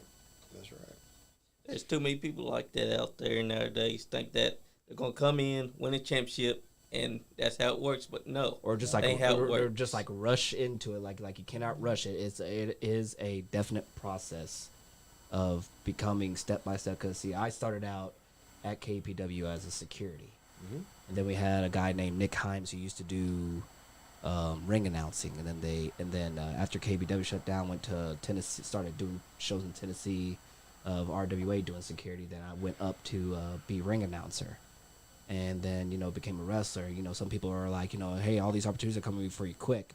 I'm like, yes, but at the same time, I'm still training. I'm not a veteran. I'm still a green. That's right. But the thing is they give you a chance to be a ring announcer. Exactly. Maybe if you don't work out in wrestling, you got the voice to be a ring announcer. If you security, okay, well, but you can do security. We can always use you on ring crew. Eventually, ring crew, you're gonna start getting a check for that, right? Or even, hey, put stripes on. You're the ref tonight. You understand how to be. You've been trained on how it works. Now go out there because the referees are so important. I was talking about Robert Briscoe earlier. It's important to have a good referee in a match. Because if the referee's a dud, then the match is different. Sure is. If you don't have play-by-play commentary, It's amazing what just a referee not trying to get buried. If they're a confident official, you throw that closed fist the first time, and that referee gives you the warning, and you hit him with a second one, and that referee backs you in the corner, and hey, I didn't mean, it gives you a chance to get some heat, and the referee doesn't, even if you're going to bury him with some kind of a screwed off finish, the referee didn't mean for it to happen. But if you stand there with your hands in your pockets for 7 minutes and then, miss the finish, there's some referees out there who are more popular than the boys are. So, the referee has an importance in the match.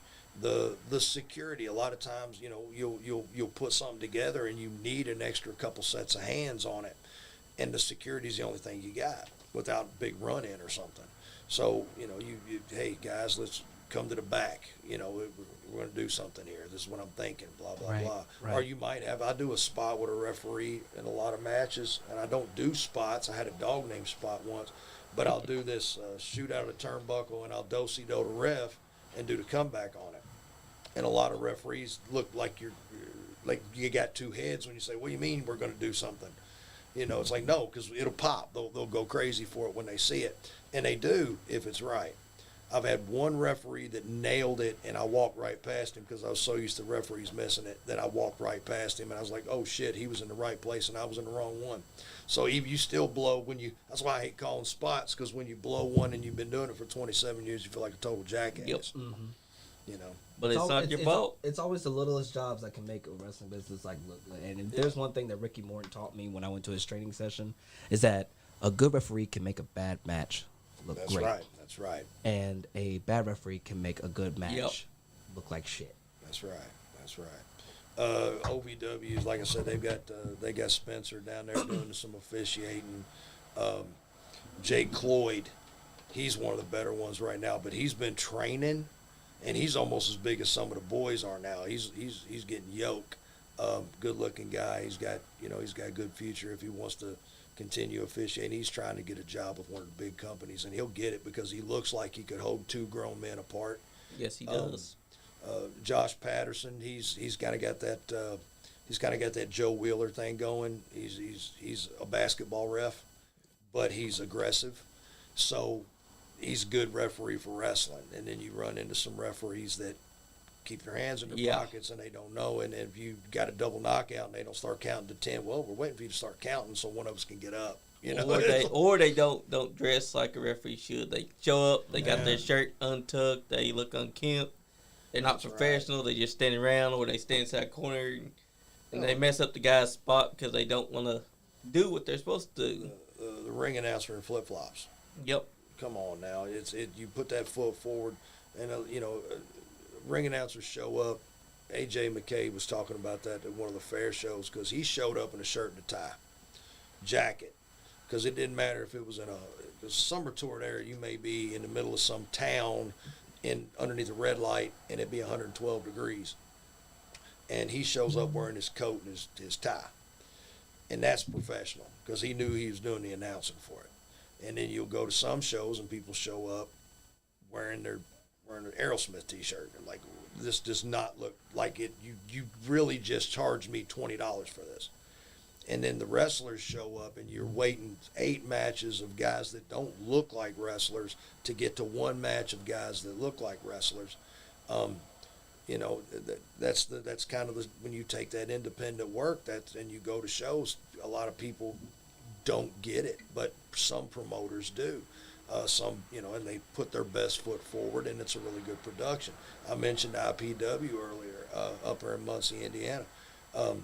They do a really good job of building their brand. They put money into their company, their entrances, their backdrops, and they run out of an aircraft hangar on a fairgrounds, but you never know it on the shot. They put the ring apron. A lot of people don't afford a ring apron. They've got the IPW on the turnbuckles. They're proud of their brand. They sell their brand. They sell their brand's merch. Yep. And then they bring in really good talent. Now, Pitbull, Rodney, he trains guys up there. So, and I like going up there because these guys are getting an opportunity to work with me, just like I'm getting the opportunity to work with a lot of guys at OVW that are younger. So with these guys who don't ever get to see a 27-year veteran, except in the locker room, they're getting a chance to work. So kind of like TJ is like, yeah, he's been around a little bit, but this is one of the this is a 27-year guy, right?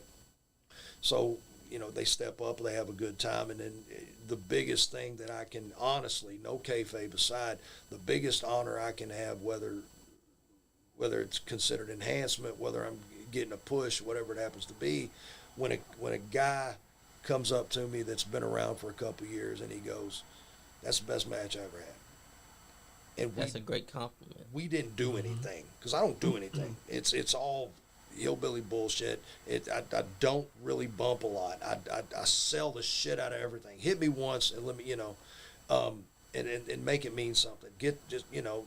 When you do it this way, because if you do it this way, I can sell it this way, and we can get 15 seconds instead of you just hitting me again.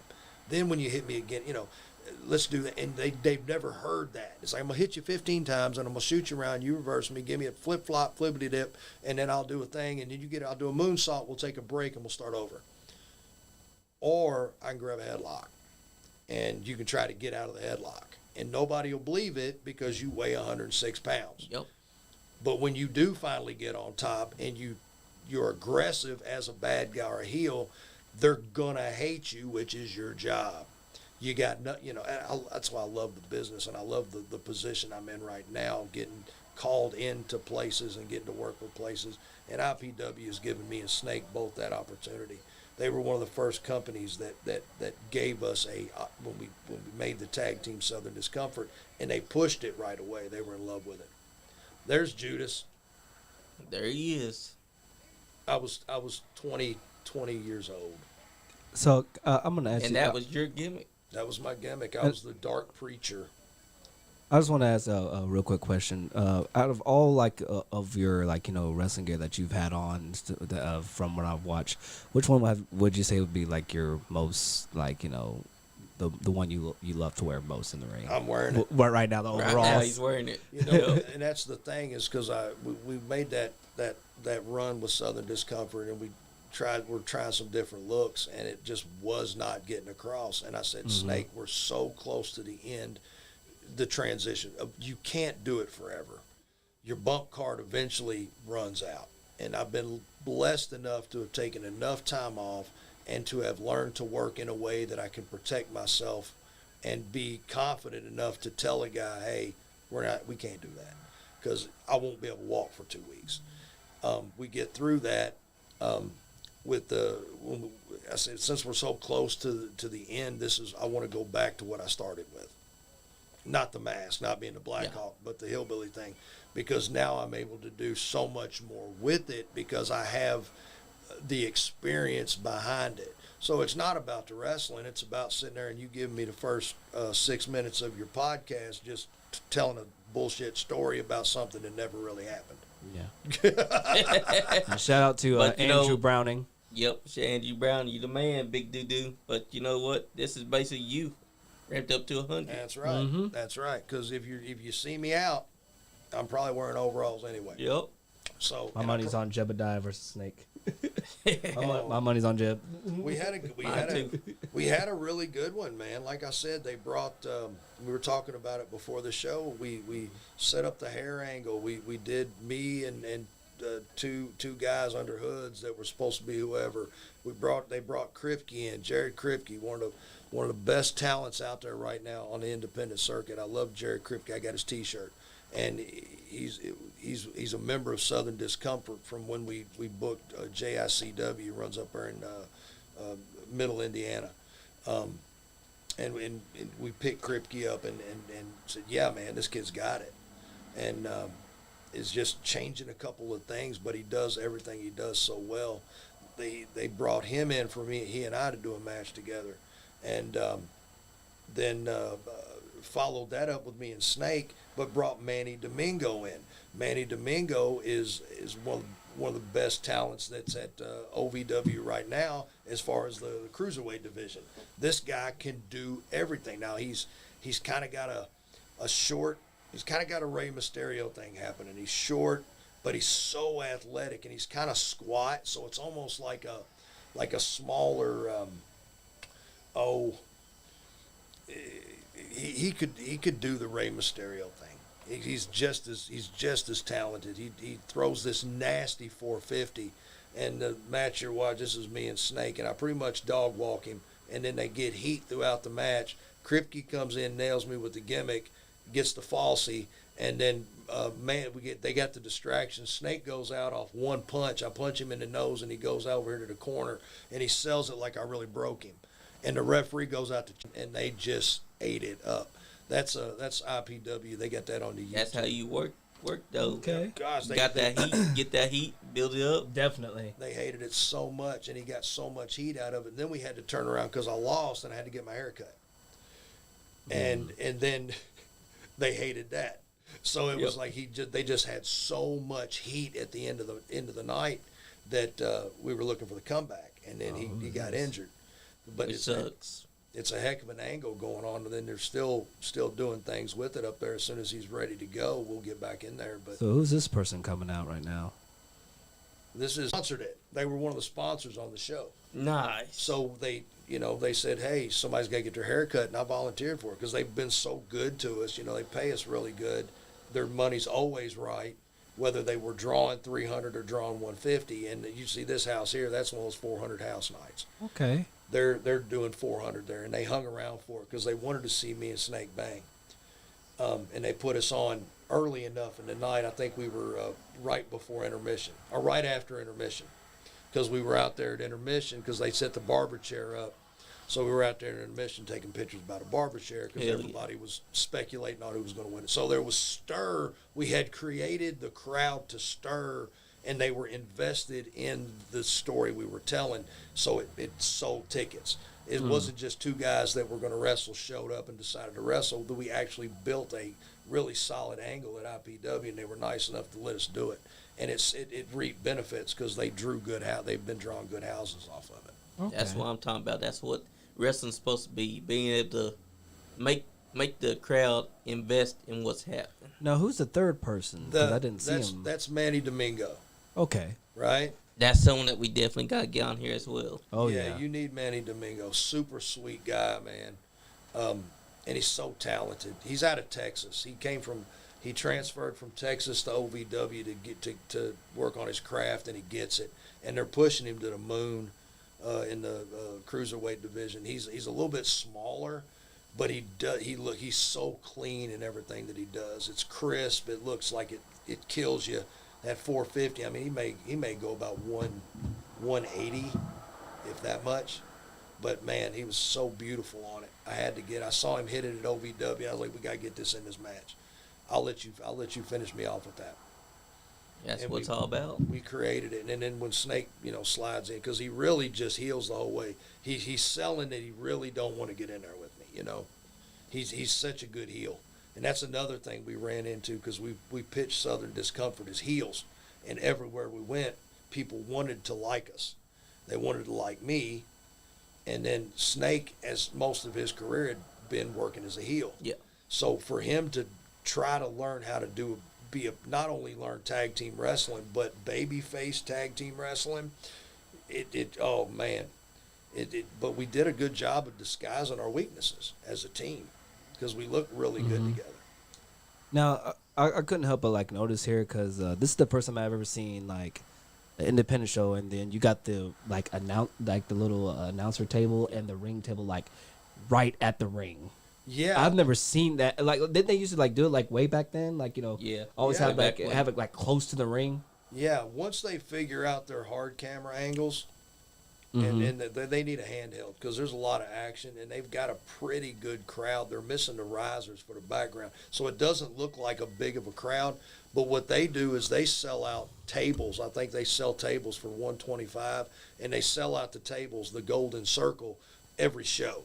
So already they know they've sold 150 at double the ticket price because you get the table and you get so many tickets for concessions on your $125, and you get an extra seat, right?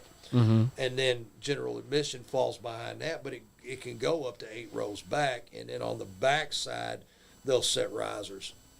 Gotcha.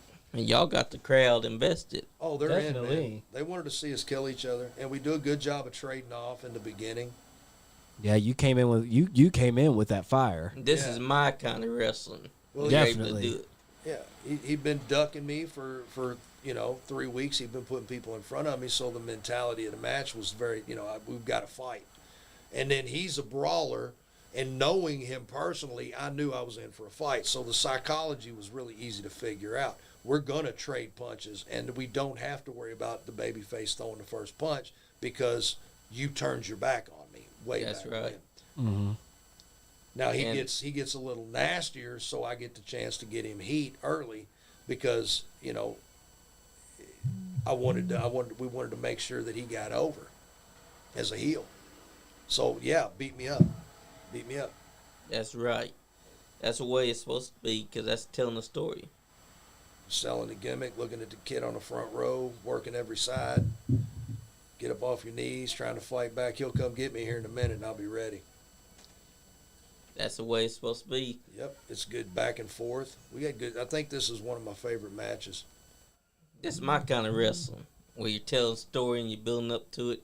Got the crowd invested They're in. to the point they want to see you finally And get that's a chance that's the on them. thing that you always gotta love about wrestling is like you want to tell a story, you want to get the crowd hyped, and come back for the next chapter, see what's gonna happen See, next. that's how you take that turnbuckle shot.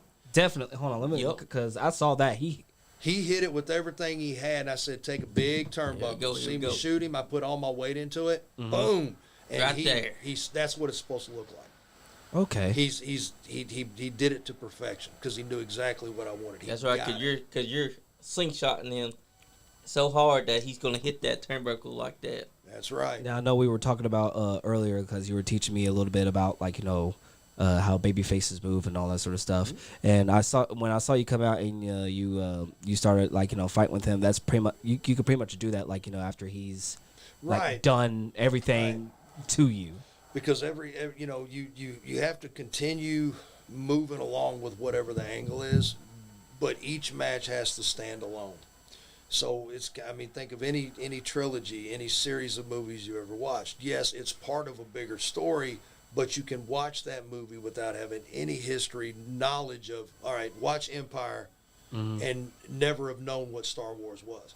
Empire's a great movie just by itself. Jedi, watch it by itself. You kind of pick up on what's going on. It doesn't matter. It's a cool movie to watch. Star Wars is just epic anyway. Exactly. And they all do that. They the Lord of the Rings, same thing. Those are really, really brilliant, long, drawn-out stories, but each movie kind of speaks for itself. You don't have to know any of the characters to fall in love with the characters based on just that one piece of the story. And each match should do that, but it gives you the opportunity to kind of progress the anger of the baby face. Right. You're more intent when you first wrestle the first time. Yep, it's by the rules. I ain't throwing no punches. It's a wrestling match. Yep. Then by the fourth time you've seen the heel and he's got you 3 times because everything he's done to mess you up, then when I start that match, I can come hot right away, and it just looks like I'm an aggressive baby face. Make sense? Facts. Yep, it makes sense. Okay. And So if you yeah. and if you notice, Dark Kripke and them's not just standing around. Right. They are not in concrete. Manny's out there doing his work. Kripke's getting the crowd behind. They hate him. Snake's got his, Kripke knows they should be trying to get behind me. He's telling them don't get behind him, or he's making fun, and here they come. And they're behind it. The kids are clapping, front rows, they're go, Hawk, go, Hawk. They're behind it. That's right. And you were saying before I cut you off, Yep. Oh no, man, you're absolutely right there. That was good. but this right here shows Oh, the great storytelling. Yeah, I can't get up on my own, so I use the referee. Yep. While he had you down, you Yep. using the referee to help Come here, stand because you he up. was real close. Let me help me out. And what are you doing? What are you doing? And a more experienced referee would argue with you and would fight you. And as Right. he fought you, you get up even faster. Yep. He's slow, so I had to get up slow. If he'd have no, get off, no, and he backed. As soon as he backed up, his backing away pulls you up, and then you throw that back elbow in. Yeah. Because he I do was slower. that. Nobody else does that. That's mine. Damn straight. Oh, here we go. Watch this. Oh, man. We got Kripke with the snap. Here comes Domingo. Look at that. Oh, he kicked the soul right out of me. Now you go down. I hate to sell here because I sold right in position. What I should have done was dropped in the turnbuckle and crawled out. So even looking back, look at that 450. Wow. Good, That was he's beautiful. That's a great one, right? That there. was beautiful. He killed me. But he never, I mean, I'm selling the hell out of it. Like, I also broke my love- ribs. Here comes Snake, my opportunity. 1, 2, they hate it. Yes. Look at the disbelief. Look at that lady back there, man. She turned her back. She's like, that's bullshit. Yep. They were all invested in it, and it worked. That was a good match. I love how Manny was selling after he hit you with that 450. Yep, he gets it. Kripke, he's a cheerleader. He hit me in the head with the thing. We walked right past that. He carries the flask. He decks me with the flask. We got the first falsie. And he was just happy as storm, running around the ring like cheerleading about That's it. right. It was a plan all along. We created a really great heel. And I love the fact of, like, you know, when you're building this story up, you like, you know, you made the crowd think, oh, yeah, man, Jebediah's going over. He's going over in this one. Then it turns around and it's just like, psych. Look at them. They can't believe it. They And really I'm can't. selling because first they were amazed by the 450, and I sold it like it killed me. Now there's disappointment. You got screwed. What happens? Who's getting their haircut? There's confusion. They're over there causing a stir. Now when they start going to the haircutting on this, everybody gets out of their seats and goes over like it's a mosh pit. They got security around it because their people are so invested in it. We almost not as big, but we talked about it after the fact, and we kind of thought Lawler, Dundee, and Yep. Man, that barber got a big I chain. remember that. Lawler and Dundee. yeah, I remember that. a concession stand match. Everybody left the arena to go to the concourse, Oh, wow. and everybody left their seats to come over and get a closer look because they don't have TV, they don't have cameras, there's no big screen, so it's all this confusion and muster going on, and I'm angry, and they turned the light on, so everybody. It was, Gerard Kripke sold it like it blinded him. I like that little mustache he had. Oh, that's the thing about Kripke, man. He's always working. He never stops working. He's 100 miles. I mean, he gets it, man. He's entertaining. That's the way you're supposed to do it, too. Snake's blown Definitely. up, but that's okay. He's the tough guy.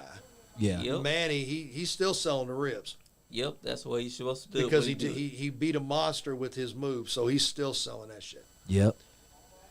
That's the way you're supposed to do it because he hit you a 450 that had him also holding his ribs. Golly, man, they got a good shot of this.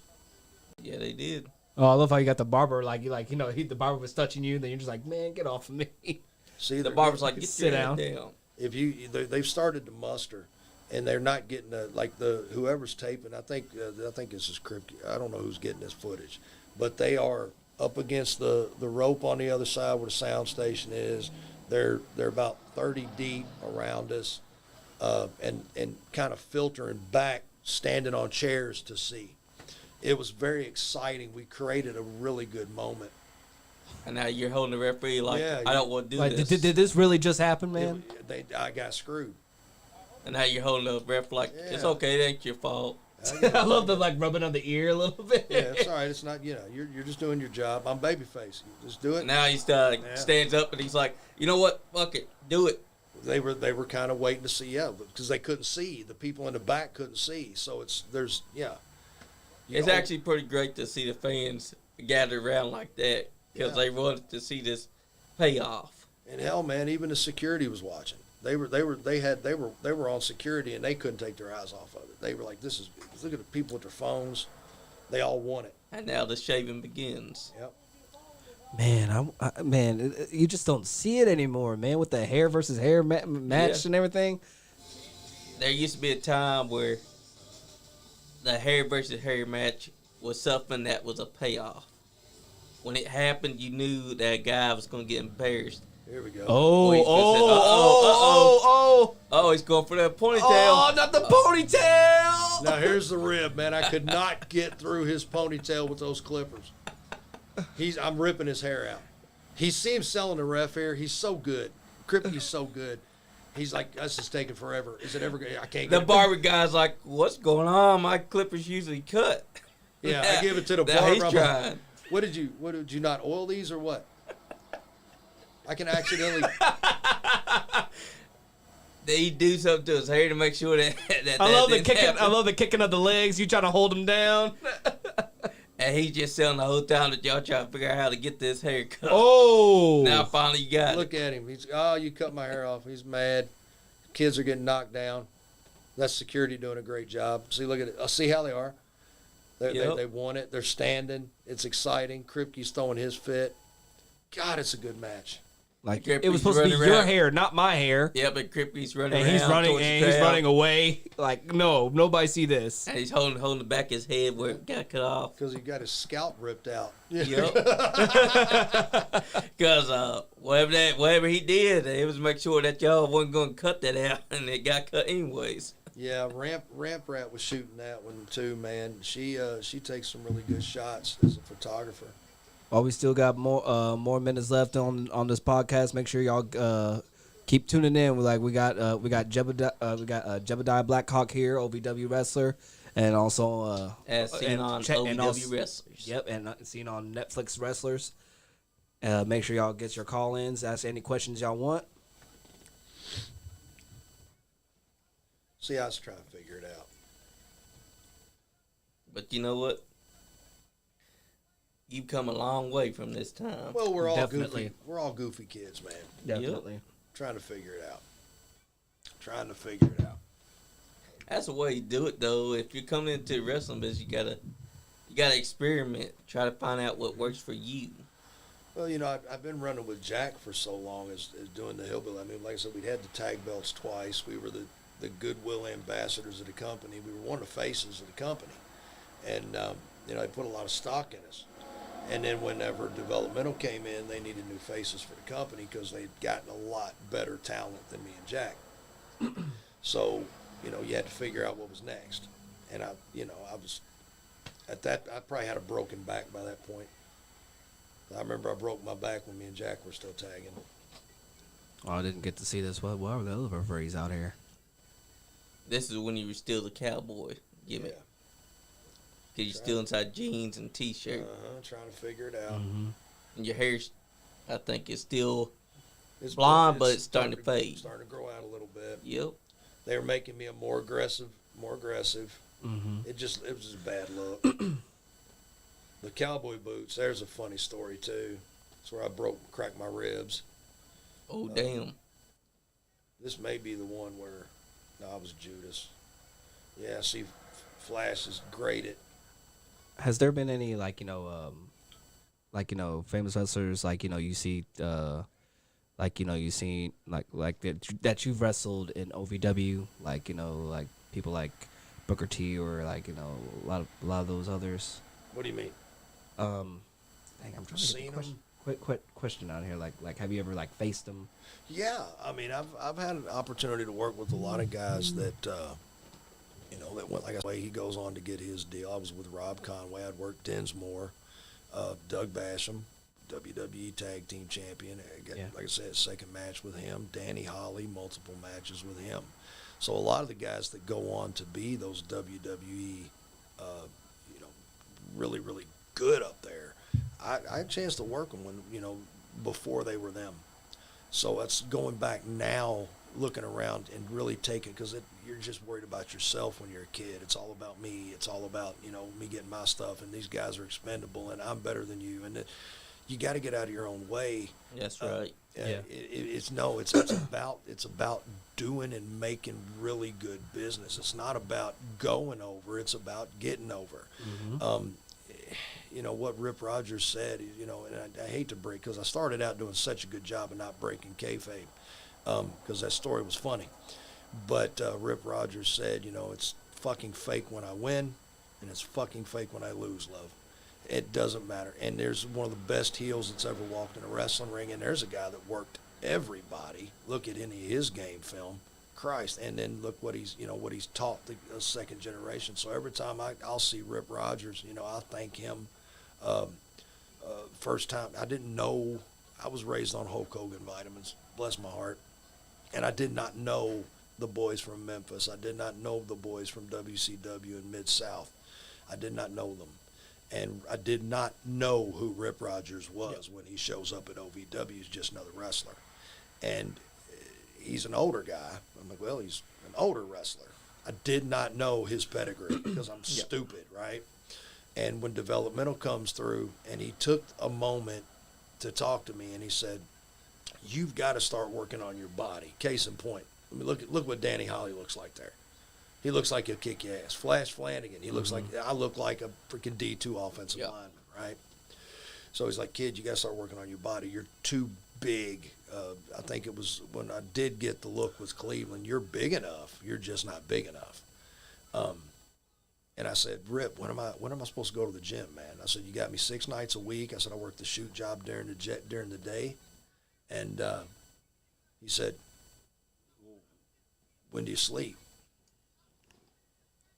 "I sleep a good 6-7 hours a night." And he just walked away from me, because if it's your dream, you'll sleep when you're dead. So go. You can, anybody in the wrestling business can afford to go to the $10 a month gym and do 45 minutes a day. That's right. If you've got time, do cardio 2 or 3 times a week. Do your strength training 2 or 3 times a week. 45 minutes to an hour makes a huge difference in what your brand is. I mean, look, Rico Constantino comes off American Gladiators to OVW. There's a developmental guy. That's right. And I show up at developmental looking like a fat offensive lineman, and everybody else is a body. Now, what happened when Dave Bautista showed up? He's a rock. Randy Orton, phenomenal shape. John Cena, he's created in a lab. You know what I'm saying? Yep. These guys walk through the door, and it's like, I am so screwed here. Why haven't I been training the whole time? Didn't Rip Rogers say something to you like 2 years ago about get your fat ass in the gym?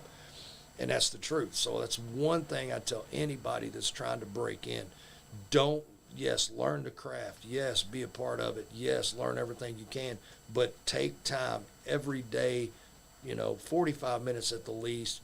Get in the gym. Do your work on your body, because your body, you can be the flashiest gimmick in the world, but if your body doesn't match your gimmick, it ain't going to sell a single ticket. You ain't getting over. That's right. And, we come to the hour where the show ends. I'd like to have one of y'all say y'all's goodbyes first. I'll say you for last. But you can say your goodbyes before him. Well, first, we definitely got to thank you, Jebediah Blackhawk, for taking your time to come in and, be on the podcast. Thank you to SuperFly Johnny Lee for having me as his co-host. And also, happy belated birthday to Andy, the man of Nice Guy Andy. So happy birthday to you, Andy. And, go from there. Johnny? I just want to say, guys, thank y'all for tuning in. Everyone that has been commenting, everyone that's been watching. I want to say thank you to Snake Williams, Jim for calling in, DJ Eric for calling in, Jebediah Blackhawk for giving us a moment of his time. It's been real, brother. Man, I appreciate you having me in, feller. I've had a great time talking with you and sharing, even though you made me break kayfabe, and I swore I wasn't going to do it when I came on. I've had a really good time. Thanks for having me on the podcast here tonight. I'm more than happy to come back. I got a lot more to talk about. That was probably the fastest 2 hours. That went by almost as quick as one of my matches did. So I really enjoyed the time, and thanks for letting me drop a few names. If there's time, like I said, IPW running this Saturday night up in Muncie. I got Garrison Creed out of the NWA. I'm going to defend the United States Championship against him. I took that off him on the last trip. OVW's got their pay-per-view coming up down the line here. I got the date. That is No Rest for the Wicked on 10/21. OVW's pay-per-view is available on Fight TV. You can for 2 weeks, and that's they're gonna try to get as many people in Davis Arena as they can. It's sold out for 6 weeks in a row. So thank you for all the opportunities that the Netflix gave all the boys and the company, and Matt Jones for making that happen and taking a gamble. I'm glad it paid off for everybody. Other than that, I want you to catch me next Thursday night. I'll be up there in Indiana. We're going to be putting over the First Harvest, Paul Allen's film. Jebediah Blackhawk doing cameos on that with Snake Williams Jr. And by all means, have me back, fellas. I had a great time. I hope you enjoyed that Hawk Holler tap water. Hell yeah, we Oh, did. yeah. Oh, yeah. And guys, Glad I don't have a car right now. we just want to say stay nice out there, because the podcast God really appreciates everyone tuning in. Later. Keep on partying. If you ain't having fun. Yeah! Shit, podcast. Oh yeah. Man, if he keeps popping off at the mouth, I'm gonna be his daddy. Oh yeah. This is a Zodiac, and I'm telling you now, meditate, elevate, and dominate. Do it with the Nice Guy Indie Podcast.